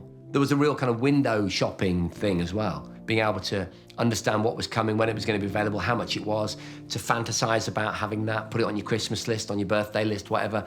Magazines were the only way of doing that. They were almost sort of like gamer porn, weren't they? They were so necessary. I relied on those magazines as my lifeblood to teach me some techniques that I wasn't going to pick up on my own. Your Computer, Crash, and also to some extent Personal Computer World. They were doing some game reviews quite early on, and they were small pieces, but they were important. For me, the amazement I got from looking at magazines and looking at all the graphics and all the ideas that people were coming up with was the thing that I looked at. Back then, and even today, I'll be drawn to a game on how it looks, not necessarily how it plays. Getting one of these magazines once a month, that was our gateway to finding out what was happening. They shared lots of tips as well. You could write in, you could ask them how to expand your Spectrum, you could ask them what upgrades to get, how to plug a joystick in, and that was crucial for spreading knowledge to the user base. And they expanded that into the letters pages, so we would write letters. You couldn't go on the internet and write a comment on anything. You had to write an actual letter and send it off to Lloyd Mangram at Crash, and he would reply in some pithy manner. There was a regular feature in Sinclair User where people would send in a list of all the adventures they'd completed, and people would solve your problems for you. And I called myself the Perambulin Goblin, and a list of adventure games that I'd solved, and you had to send me 20 pence with a stamped addressed envelope, and I would send back a solution by return of posting. So the magazines gave you this sense of being part of a much broader community. It felt like you were at the frontier of something, and you were in a way. You were the first generation ever to be doing this kind of thing and interacting with technology in this kind of way. And the magazines almost had a kind of a uniting theme to them, and I remember inhaling them. I remember reading them cover to cover. Quite a few magazines, computer and video games, and a few others had articles about me. I remember one about Stalker. The gist of the article was that there was this guy who used to be a ceiling fixer, and now he's writing games with sophisticated AI. Bingo trick, yeah. Well, it's fantastic fun for a start off to do an interview and then see, oh, I did an interview. And then, the first time you do that, it's like, there's me in a magazine. Hey, Mum, look, there I am. It was always pleasant. I don't think I read a bad review or anything like that.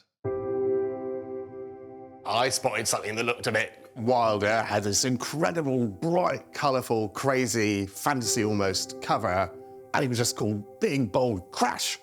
And suddenly I found a spiritual home for me and my Spectrum in a magazine that celebrated games and brought them to life. And the interesting thing was, that was, I think, probably the genius that Roger and Ollie had then, in that they actually got teenagers in after school to play those games and give them their comments. But you had this injection of what people your age actually thought. So it talked absolutely directly to the audience, and it made it so different to everything else. But we were also a very small unit. There's only me, Oliver, Franco, Matthew Offendell, and that was it. Handling 15 to 20, 14 to 16-year-old schoolboys as the reviewers. It would have been very difficult for us to have taken on a multi-format magazine at the time. We were aware that the Spectrum was doing well. It was definitely establishing a good sales base. So it was all we cared about until the 64 came along. They could quite easily make or break a game. You had to play the game with them and make sure they had early shots of the games you were developing. You got them involved as much as you could. And yeah, it was part of it. We got to know these people very well. As soon as Saboteur was on sale, there was no feedback, there's no internet. Gradually, people started to write in. saying, we love your game, and Crash loved it as well. So the reviews were the main feedback at the time. And the great thing about Newsfield, it was like a big family. Roger and Ollie took the business very seriously of making very good magazines. That's what they were super passionate about in terms of what it was covering and what it was doing and how it was speaking to its audience. And the cover had to reflect that. It had to attract the readership that we wanted. And the only way to do that was to be as dramatic and, in a sense, realistic as possible to attract them. I think art was terribly important to the burgeoning video games industry because, given the fact that the actual pixels and the moving sprites didn't live up to whatever the game's title was at all, you needed art to create the make-believe in the player's mind was the game. So little blob here was actually Indiana Jones or whatever. I think that governed my entire work with Crash. You were sort of carried along on a wave because the reviewers and the readers who wrote in, they were all enthusiastic, so you suddenly felt part of this exciting new thing. And to me, it was exciting because I'd always wanted to make movies, and I didn't. But this felt a bit like that, being part of a whole new segment of entertainment.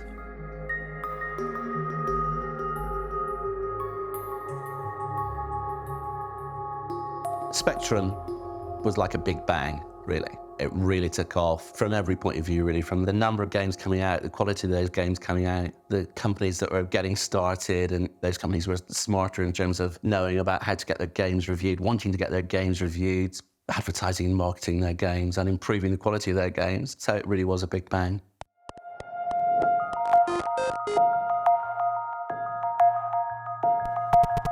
So, of course, you had people creating their own games, but we didn't have the means of distribution as we have now, because we didn't have the internet. You had to actually physically put games in people's hands. In the early days before you had the likes of WH Smith and Boots taking on games, you had these little tiny independent computer game shops, and they were just the only real way at the time, apart from mail order, we could go into a shop, look at the game, get to know the guy who runs the shop, play the games on the computers, and really sort of get into the world. The computer shops were a godsend because if it wasn't for the computer shops, I wouldn't be in the games industry now.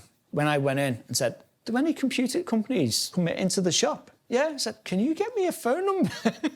I went in the next week and he got me a phone number and phoned up, said, can I have an interview? And basically I was working the next Monday. They did become beehives of activity, places like Just Micro in Sheffield, which eventually became Gremlin. Just Micro stood out to me. It looked like a fun shop to be in. They were interested in the games. They would let me know what was coming out. They would let me know what was good, what was bad. We spoke about what it was he was making, etc. And it soon became apparent that there was an opportunity there to use this talent that was coming into the shop to start something of our own. As well as Pete coming into the shop, we had Tony Crowther coming into the shop. He'd already been producing some games for Alligator Software. I remember the shop quite well because I used to have a Saturday job selling computers just up the road in another shop. And I just used to go down to the shop and load it up on their computers, see what people thought of my games before they were released. So it was quite fun for that because it was before the age of having QA. So the QA was going into the shop and letting people play it and see what they think. Or rather, it was me playing it, showing how good it is. How did we go about building Gremlin? I'd already watched the guys at Imagine Software in Liverpool do exactly the same. Matter of fact, a guy that used to work for Lasky's, the same as I did, a chap called Mark Butler, with some other guys started Imagine Software. And I think it was too good an opportunity to miss. And then it was a case of convincing Pete that he didn't need to go to university. He'd be far better working with us and creating computer games. One day I went in and Ian Stewart was there and he called me over and said, can you actually write games? Don't know, I'm thinking about writing one. And he gave me the idea of we're wanting this character, Monty Mole. So Monty Mole is his. What he looks like is down to me and my mother, trying to decide what he should look like. I think Pete would have started this when the miners' strike was first kicking off, and Arthur Scargill and obviously Sheffield right in the middle of everything just set my brain running as to what this game could be. And I suppose we were a little bit brave putting an effigy of Arthur Scargill in the product, but it seemed appropriate at the time, and it gained us an amazing amount of coverage with local press. I think we got in total about 13 minutes of prime news time, including And Finally. And finally, the latest thing in computer games. It may be politically biased, but it is highly topical. The villain of the piece, a miner called Arthur Scargill. The hero, Monty Mole, has to get his coal for the winter and run a gauntlet of flying pickets and cans of hairspray. Monty wins using a ballot paper. Now, once that happened, we started getting demos coming through the post, people calling us, people coming to Sheffield to bring their demos in, etc. But what we were quite good at was identifying people that had an ability and the skills to join us and to start making more products. Gremlin used to make some of my favourite games. It was really a hotbed for UK games. Gremlin Graphics had a great reputation. They were a great bunch of people. Melbourne House were also a publisher. They produced some amazing games throughout the 80s. You may have noticed I'm actually wearing a classic Spectrum game t-shirt, which is Way of the Exploding Fist, Melbourne House. A very early Street Fighter-esque game for the Spectrum. It was just a really fun kung fu style game. Quicksilver were a very big publisher early on. They produced a game called 4D Timegate, which was a very fast space shoot 'em up, and that was an amazing game for the time, and I think that helped establish certainly Quicksilver as one of the early runners. Bug Bite, they published Matthew Smith's Manic Miner, and you also had the quirky publishers like Automata. There were a lot of publishers like that, smaller publishers, that struggled once the Spectrum became a real commercial concern. The real game changer was a company called Mastertronic, because Mastertronic did a deal where their games would be distributed into places where you wouldn't normally find video games. For instance, the little corner shop where you buy a newspaper. So to have these budget games, which retailed for $1.99, was a real boon to any Spectrum owner.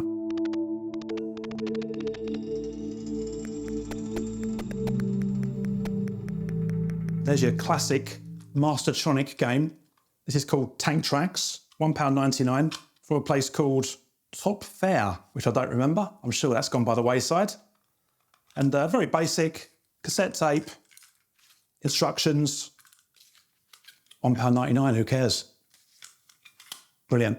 More importantly, the games actually got good as well. So what you could buy for $1.99 changed a lot, and it changed in 1985 with the release of a game called Finders Keepers, which was the first game of the Magic Knight trilogy, coded by David Jones. Finders Keepers was so good that Mastertronic realised that they were doing themselves in a bit by retailing these games for $1.99, and they should create a special label where they could charge an extra £1 because the games were that good. And when David Jones produced Spellbound, which had the Windimation, where you could select different things from the menu that dropped down, that was another game changer because people just realised that you could get a lot more value for money for just £3. Spellbound was a lot more adventure-y than Finders Keepers and enabled you to select things and build up more complicated commands and enabled me to put stranger and more interesting puzzles in. Stormbringer finished the first trilogy of the actual proper adventure games. Stormbringer sold well and had very good previews, very good reviews.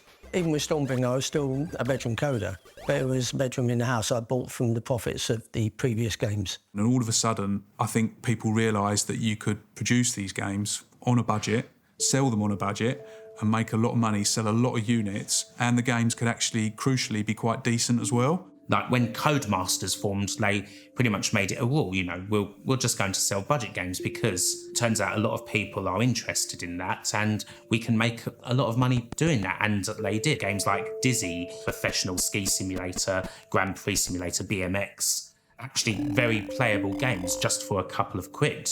And eventually the big labels kind of cottoned onto that as well. And so you end up with the likes of the Hit Squad and Kicks, where studios like Ocean and US Gold are re-releasing their old games. So the budget market ends up becoming, again, a pretty big thing that helped sustain the Spectrum as the night got darker, so to speak.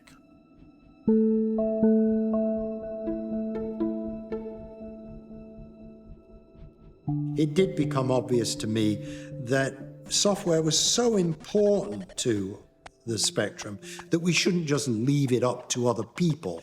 And I hired someone to work at Sinclair whose job was to act as a liaison with software developers. And Clive was very, very opposed to that. I had a real fight with him over that. It was one of the few times that I dug my heels in and said, Clive, we're hiring her or I'm leaving. The interview with Clive was completely bizarre. Well, it was at his flat, and he is not a very easy person to talk to. He doesn't say anything. You have to start going gab, gab, gab, which I did nervously. He then offered me a cup of coffee, and I made a huge mistake in accepting because he looked furious. And he then had to make me a cup of coffee. And during making me a cup of coffee, he said nothing. And I sort of stood in the kitchen. And then we went into the drawing room, an enormous room. And he still said nothing and sat at the far end from me, miles away, me and my coffee, my shaking hand. And we sat there, and I said, "It's a lovely room," I said nervously. He said. And then after a bit, I said, "Do you have much software for the Spectrum?" And he said, "No." It was peripheral. What he was interested in was the hardware and the lab and the engineers. Almost every time the subject of software came up, particularly if the software was games, Clive was always likely to question the value of doing it. It was not our core mission to sell software or even to encourage the development of software. Our business was to sell computers. So I'd say that he accepted the software and he accepted the role of the Spectrum as a predominantly games-playing machine, but it wasn't what he'd had in mind when he developed the product, and it wasn't what he wanted to spend his time on when he had bigger and better hardware development projects to do. I didn't get an induction. I ended up next to Jane Boothroyd, who was then UK Sales and Marketing Manager, and she was responsible for selling the hardware. And there was a pile of cassettes on the desk, piles on the floor, and there was no way of knowing if they were any good or not. So I thought, how do I make a start on this? I had no budget, no money to spend. It wasn't going to cost anything. There was just me. And then I thought I'd better get some of the users to start testing this stuff. Then I set off to the local sixth form colleges to find my testers. And they each did about 15 cassettes a week. And each week they were allowed to keep 2 or 3 of them. The rejects, not the real ones, you know, the rejects. And that's how I paid them. But there was this thing about the Spectrum was far more than just a games machine, and it was important for the marketing strategy, such as there was, that we sold it as a workhorse that could do useful things in the home, because that would then support parental decisions to buy it. And that's what led to my idea of developing educational software alongside a respectable publishing company. There was a wonderful man called Tony Feldman at Macmillan Education, and he'd just been made director of their digital division. And we developed the range, and it was all right. Maybe being respectable made it not very exciting, but it was all a bit worthy. But that was the whole point of it. We then had this amazing launch. I couldn't believe we'd swung it. Harold Macmillan, former Prime Minister, was then about 93. To my astonishment, he agreed to come to this pesky software launch. He agreed to come. And as soon as Clive heard that Harold Macmillan was coming, he said he'd come. And so we had this swanky hotel, and instead of Computer Weekly and Sinclair User and a few sort of trade press people, we had the world's press. The room was absolutely packed, and I had no idea what Clive was going to say. It supplied him with a script, but he never used to say the script, ever.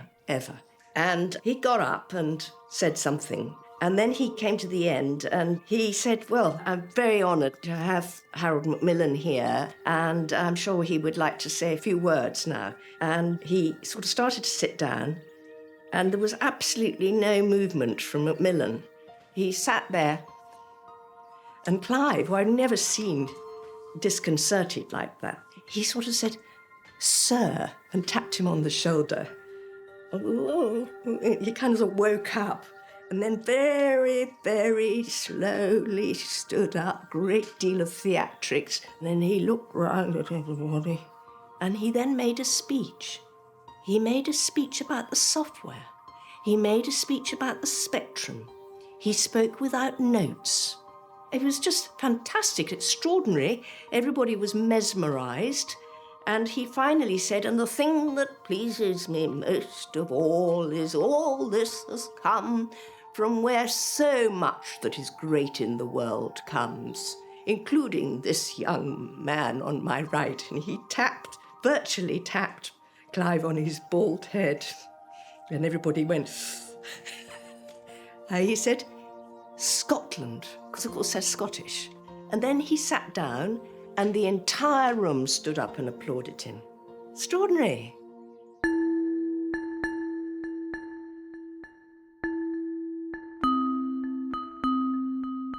The name Spectrum became used for much more than just this rubber key 48K most of the times computer. Spectrum is a name given to the Plus, the 128K, the Plus 2, the Plus 2A or Plus 2B, the Plus 3, and many, many others.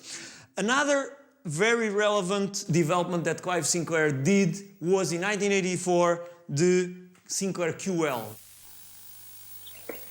You are about to witness Sir Clive Sinclair's quantum leap.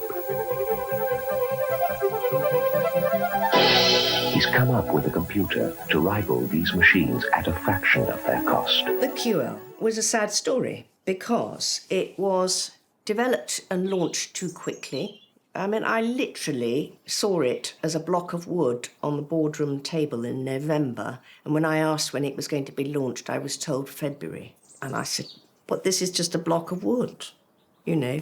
It's just a visual. You never had any idea as to how much of it was real, how much was really going on, you know. The QL was conceived as a business machine, so it was a complete break. And the QL absorbed an enormous amount of product development effort.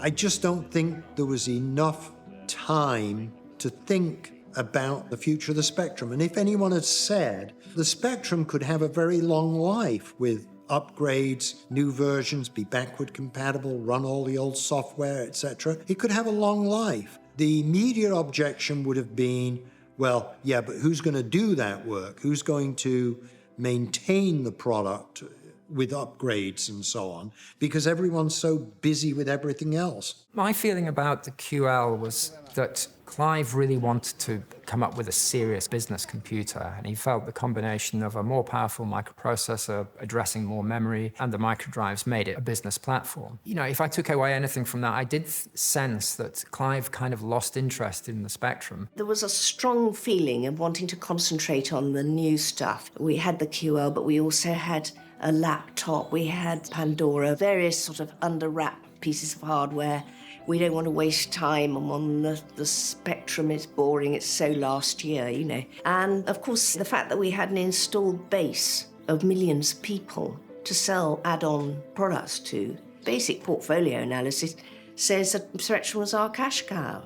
That was bringing in the cash to fund all these blooming developments. There was so much competition for the engineering resources as well. I was hiring people to work on current projects and projects for next year's computers, like the QL, and the next minute I'd find out Clive had had a few beers with them in a pub and offered them a job working on some artificial intelligence project. He'd hired all these engineers, innovators, to work at the Meta Lab.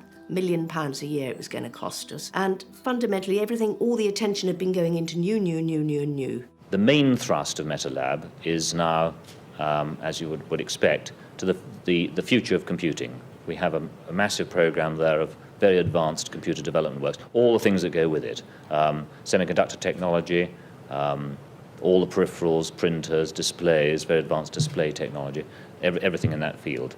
The other areas that we're working in there, of course, are known to you, principally sort of television and possibly some vehicle work. It really was chaos, and it was driven by Clive's desire to move on to the next big thing, and the resources you could have commanded to maintain what you'd got, they just weren't there. They'd been earmarked for more exciting things. And meanwhile, if you listened, people told you what was needed. They needed a Spectrum with more memory. They needed, and with a different graphics and a better keyboard and this and that and the other. And so we did start, rather belatedly, to produce the products the customers were asking for. We should have been doing it the previous year. Yeah, we should have. It's a matter of regret that we weren't.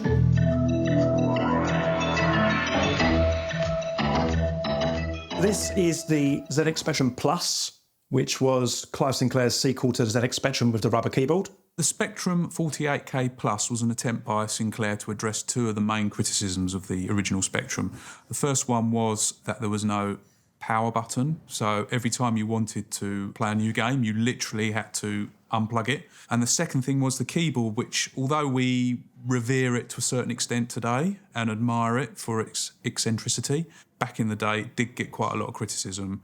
So as a result, Sinclair wanted to design a new keyboard, which actually came from the QL. So they got this keyboard and they put that into a new Spectrum along with a reset button.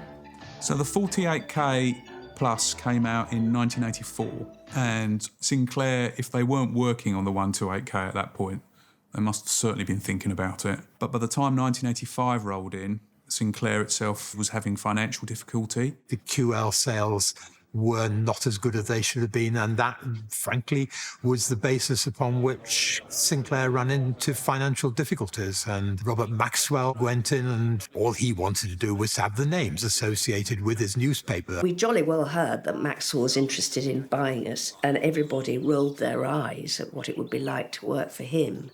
And what caused Clive to break off negotiations with Maxwell was that Clive got some sort of deal with Dixon's, the retail chain, who he had a rather long and up and down relationship with. But at any rate, Dixon's came in and said they would buy large quantities of computers from Sinclair. And they promised a big enough order that it enabled Clive to change his mind about Maxwell. So they were planning to bring forward the 128K. And when Dixon's heard that a superior model was coming out to the 48K Plus, which they had huge stocks of, they understandably weren't that happy. I don't remember the exact sequence of events about the 128, but there was a recognition that the Spectrum was still a success, but it needed more memory. Products were competing on the specification, and that's a good way to bring it up to date was to advertise a Spectrum 128. So I probably said, look, I can do that. That's no trouble. We extended the BASIC in quite a few ways. One of the weaknesses of the Spectrum was it didn't have a sound chip. It just had a single speaker with a single wire going to it, and it could make very crude tones, and it would tie up the microprocessor. So this is the ZX Spectrum 128K, affectionately known as a toast rack, because you've got this kind of toast rack style thing on the side. Now, the benefit of the 128K is you've got the advanced sound chip, the AY chip. What we did was we threw in a little GI sound chip that would generate polyphonic music without the processor being involved, so you could do more activity in the background. And we wanted to tie that chip in with the BASIC so that people could type in commands that would control that chip, and I wanted them to compose music on it. I was kind of interested in the audio again, and so synthesizing music was a great appeal to me. So the music was infinitely better than the original beeper. This was great. It kind of competed with the Commodore 64. Of course, you got an extra 80K of memory, so you could have bigger games, you could have music in the games, you could have more colours. It was just a nice step up before the 16-bit days. Having an expansion from the 48K to the 128K Spectrum with its greater software capabilities and so on was a fairly natural thing to do. And it just so happened that along the way that we were negotiating with Investronica to have a Spanish version of it as well. The result was that the 128K ended up being released in Spain, Christmas of 1985. So the Spanish-speaking world got the 128K, whereas everyone else, certainly in England, which was Sinclair's main market, had to wait until the following year. The fallout from this was, which you could kind of see coming, everybody got a 48K Plus for Christmas of 1985. When the 128K was released in the UK in February of 1986, all of a sudden we were like, oh, Mum, Dad, I'd like this one now. And they're like, you've just been given this one, you're not getting another one, forget it. So as a result, sales of the 128K Spectrum were incredibly poor in the UK in particular, which was a bit of a shame. I realised that things were really over as soon as Christmas 1984 was over, and the retailers cancelled their orders, and suddenly we were going from selling at a very high level, 100 million a year type turnover, to suddenly virtually nothing. Bang, like that. We had a massive job. We had 18 million. And the creditors, who included Barclays, our bankers, and our distributors and so on, gave us a year to find a solution for the company and to achieve a reduction of the debt. So Spectrum 1 to 8 was part of that recovery program. My job was really focused on Timex. Timex had always been our distributor in America. And one of the cleverer things we'd done is we hadn't tried to sell in America like Acorn did. People tended to lose their shirts setting up subsidiaries in America. So instead we licensed the Spectrum to Timex Corporation. If you've been dreaming of a home computer this year, Timex has exactly what you need. A state-of-the-art 48K color home computer at a very affordable price. The thinking was that Timex had their products in thousands and thousands of retail outlets, not just large chains of stores, but they had a relationship with almost everyone who retailed anything in the States. And when the time came, they wanted to buy us. They agreed a deal. And Bill Jeffrey and Clive were going to fly over and sign the contract. But on the aeroplane going over there, Clive changed his mind. And apparently what he said, to a spitting with rage Bill Jeffrey, I'd rather own the whole of a small company and start again than own 20% of a large company. And they got to Boston and they flew straight back. That was on the Thursday. We heard about it Thursday evening, senior management team, and on Friday, because the deal had fallen through, the creditors were going to meet round the table, and we'd probably be going to put into receivership. And then on Monday, the staff came to work as usual. They were called to the atrium, and Bill Jeffrey gave us the news, and Clive didn't even come and tell us himself, which I thought was a poor show. And so they told us, I'm afraid this is the end of the line. You've all lost your jobs. And then did the deal with Amstrad. There are people employed at Sinclair Research who have been involved on the distribution, marketing side of the company who will no longer be needed. Do you feel in any way that you're letting them down? One always feels sad in this situation, but change occurs. Clive and Alan Sugar could not have been more different, and yet Clive seemed to have respect for Sugar, whereas although Sugar wasn't technically in Clive's league, he did know the electronics business and electronic retailing, and I think Clive had respect for him. Gives us a new brand name and a new market for what we class as the entertainment end of the home computer business. Sinclair has always been recognised, certainly in my mind, as the European market leader. This here is the ZX Spectrum Plus 2. This is the first computer that Alan Sugar released after he bought out Sinclair. It's got a proper keyboard, got a built-in tape deck, and now you've actually got joystick ports in the side. So it really is a kind of an all-in-one kit. I mean, when Amstrad got them, basically any pretense at all that still existed of it being something you could do Word documents on or anything outside of games went completely out of the window. It's like games, games, games. That's it. So with that, the Spectrum ended up having a life after 1985, another 6-7 years.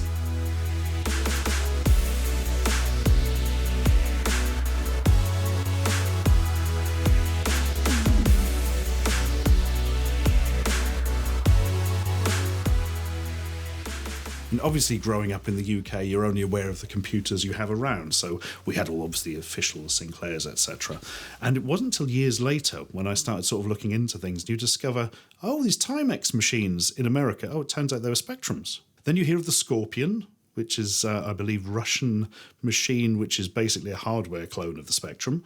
And then there's other clones. And the more you look into it, you go down this rabbit hole of Obviously, Sinclair had made such a sort of tightly put together machine that it could be relatively easily cloned, and suddenly everywhere in the world seemed to have its own version of the Spectrum, and many of them, to put it politely, not passing any money back to Sinclair, I think is the most careful I can put that.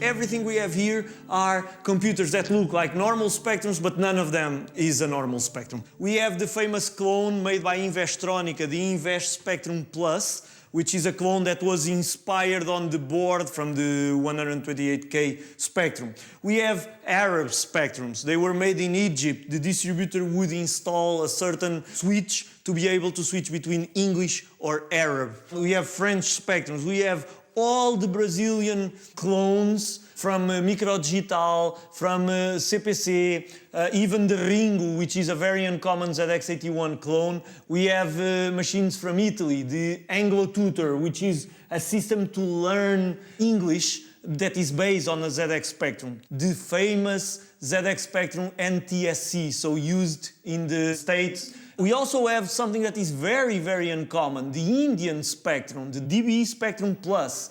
And so this is just an idea.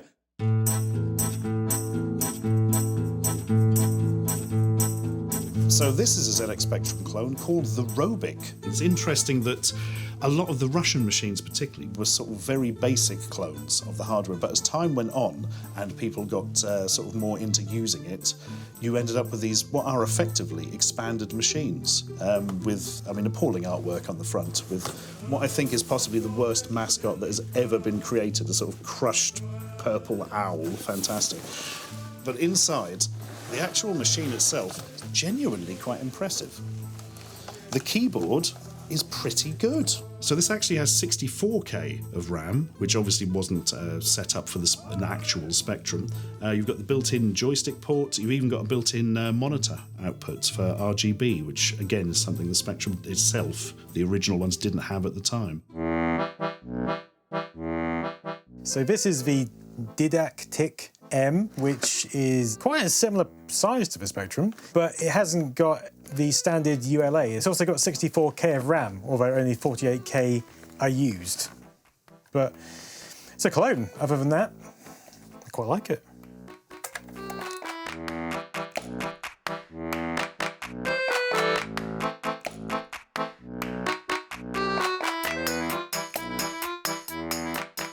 It's interesting how far these different progressions made.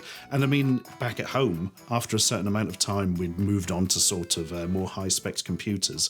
But in places like Russia, where perhaps they didn't have the disposable income to keep buying these new posh things, which weren't even released over there anyway, these end up with a much longer lifespan, which is why you end up with these clones with all the extra internals. Many of these clones were developed mid-90s. Some of them were before, but some were also during the mid-90s, which means that the Spectrum was alive for many, many more years than it was here.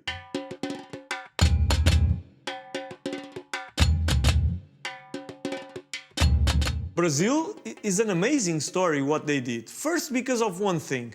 In 1981, in March, Clive Sinclair launched ZX81.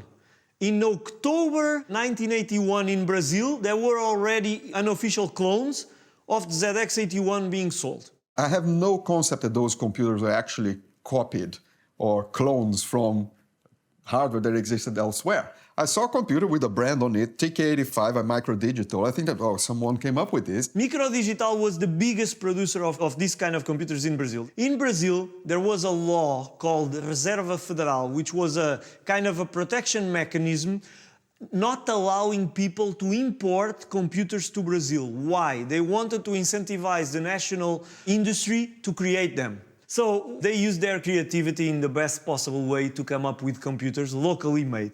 And then the Spectrum was launched in Brazil as the TK90X.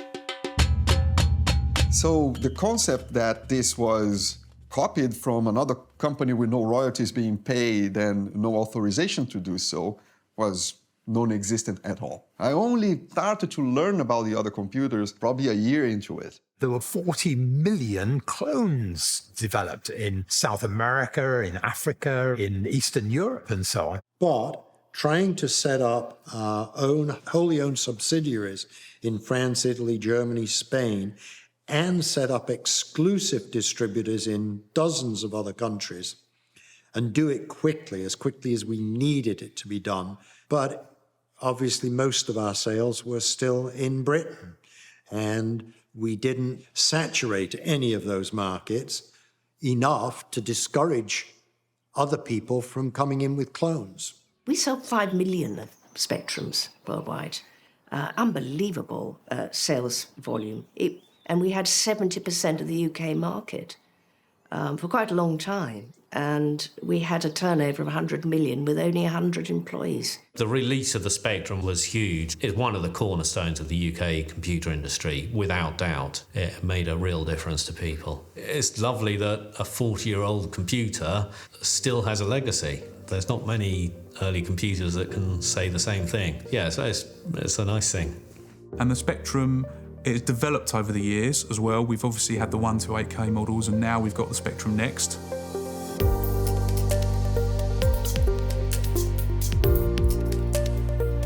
So this teenager friend of mine, Victor, is into hardware ever since we were kids, and his passion is about keeping old hardware alive. And his latest creation was this board called the TB Blue. So you could just buy this board, insert it inside your old Spectrum, and you have everything there. So Victor reached out to me and said, hey, this thing's super popular in Brazil. Everybody buys it.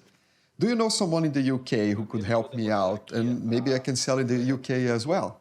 And I thought of it during the call with Victor, and I said, you know, Victor, this won't work, because the ZX Spectrum is this piece of design, this full-rounded machine, this one thing that you get under your Christmas tree, and you open, you plug it in, and it works. And that's the memory that everybody has of it. The memories of trying to keep this expansion working and putting blue tack here and there, etc., that's not what people want. Right? They want that thing that you open and the smell and the materials and everything. So why don't we actually make a computer out of it? And while we are at it, why don't we make the computer that Sinclair never made? Maybe we can get the original team to work with us. Maybe we can bring in Rick Dickinson. And that's how the ZX Spectrum Next was born. It was designed by the late Rick Dickinson and Phil Candy, and it just looks amazing. We worked on it together, mainly driven by Rick conceptually, because it's his legacy, really.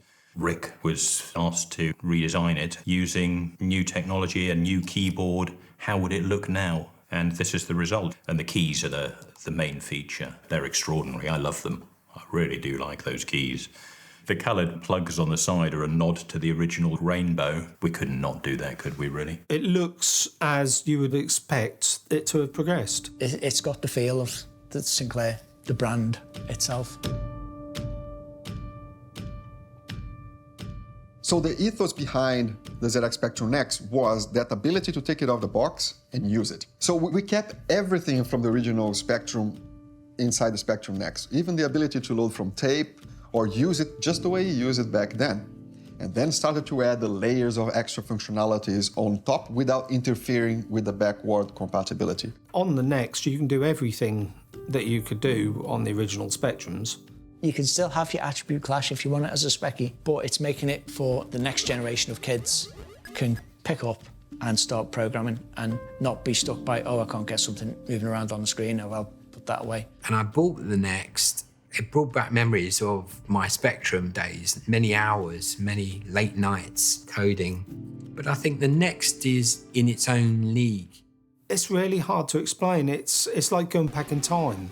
That magic that you had when you were younger, when you were first experimenting with assembly, and it's back again. You've got a machine you can start again doing that on and get that same buzz. Oh my God, the difference in quality of the Speccy games on the Next. It's something that we all didn't expect. And I know we know it's capable, but we didn't expect the quality of the games that people have been making, even from BASIC. And it's been brilliant. It's the whole story of the Next. It's like I've loved every minute of doing the project. A lot of game designers are trying to replicate what they did on their 48K, but the Next really is bigger than that. You can do a lot more on the Next. And you've got all this extra memory to use. Plus, you've got the beauty of built-in Wi-Fi. The 8-bit machine isn't dead. It's living on. But this is truly the Speccy community, the regional people, players, the creators, the fans who come together to add small pieces to this project and make it all together. In a sense, I cannot imagine a more original way or a more valid way of keeping the Spectrum alive than the people who enjoy it keeping it that way.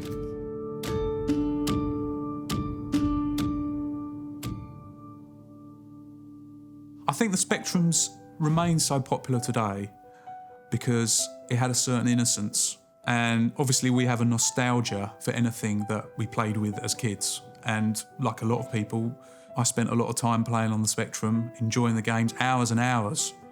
And I think when you look back at those times, they're the times that you're very nostalgic about because they got a lot of good memories for you. And I think, particularly these days, we all need a bit of those warm, fuzzy memories sometimes. I think part of the success of the Spectrum was due to the price, but also the wow factor of the unboxing really is just like a unique unboxing. It was also such a neat little package and people fell in love with its personality and its rubber keys, but also that it drove creativity. And if you spoke this language, which I never did, it must have been so liberating. It must have felt like the thrill I got from playing a game which had a sense of adventure and discovery. Imagine if you discovered a whole new language that allowed you to control events on a screen in front of you. I think there's so much love for the Spectrum today because it's a quintessentially British thing. I mean, that rainbow stripe on the bottom right might as well be a Union Jack, right?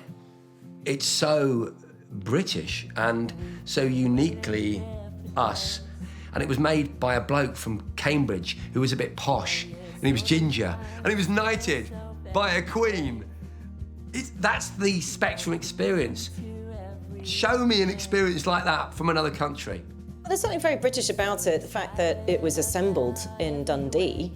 We like to do things differently. This is an entirely different machine. The way it looked, the way it worked, it was different. And I don't think there was so much fanfare about him being British as opposed to what was happening in North America when it came to technology, because lots of people like to claim that the games industry started in America, but we know better. I think of him as a boffin who understood what was important to people and how he could bring the future into their lives at a decent price. So, although he was pilloried a lot for his eccentricity, it was exactly that which allowed him to have such crazy ambition and crazy thoughts that resulted in people like me and hundreds of thousands of others benefiting from his genius of democratizing this amazing technology.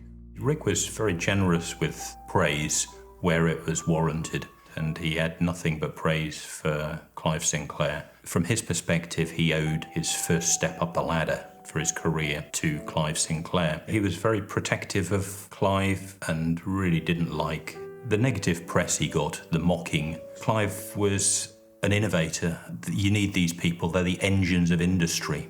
People that are prepared to take a risk, stick their neck out. You don't get new products without risk takers. And Clive Sinclair, from Rick's perspective, was a risk taker in the best way.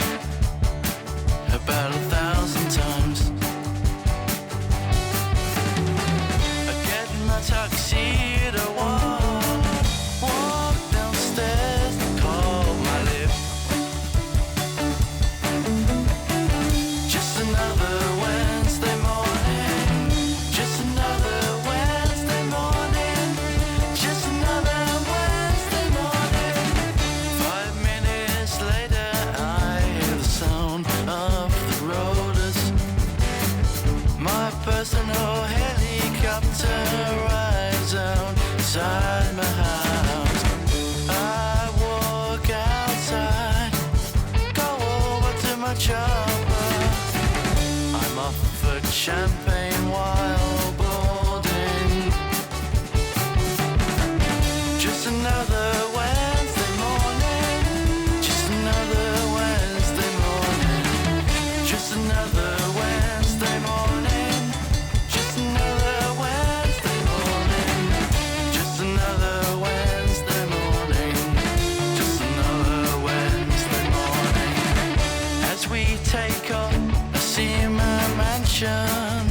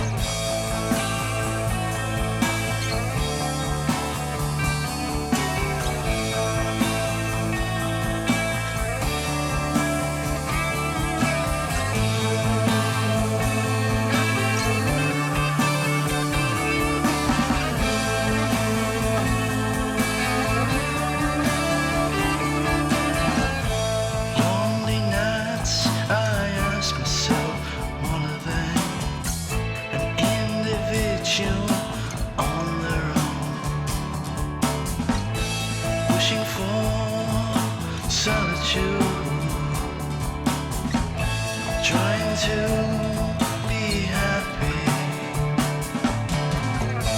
They are sad, they are alone, watching the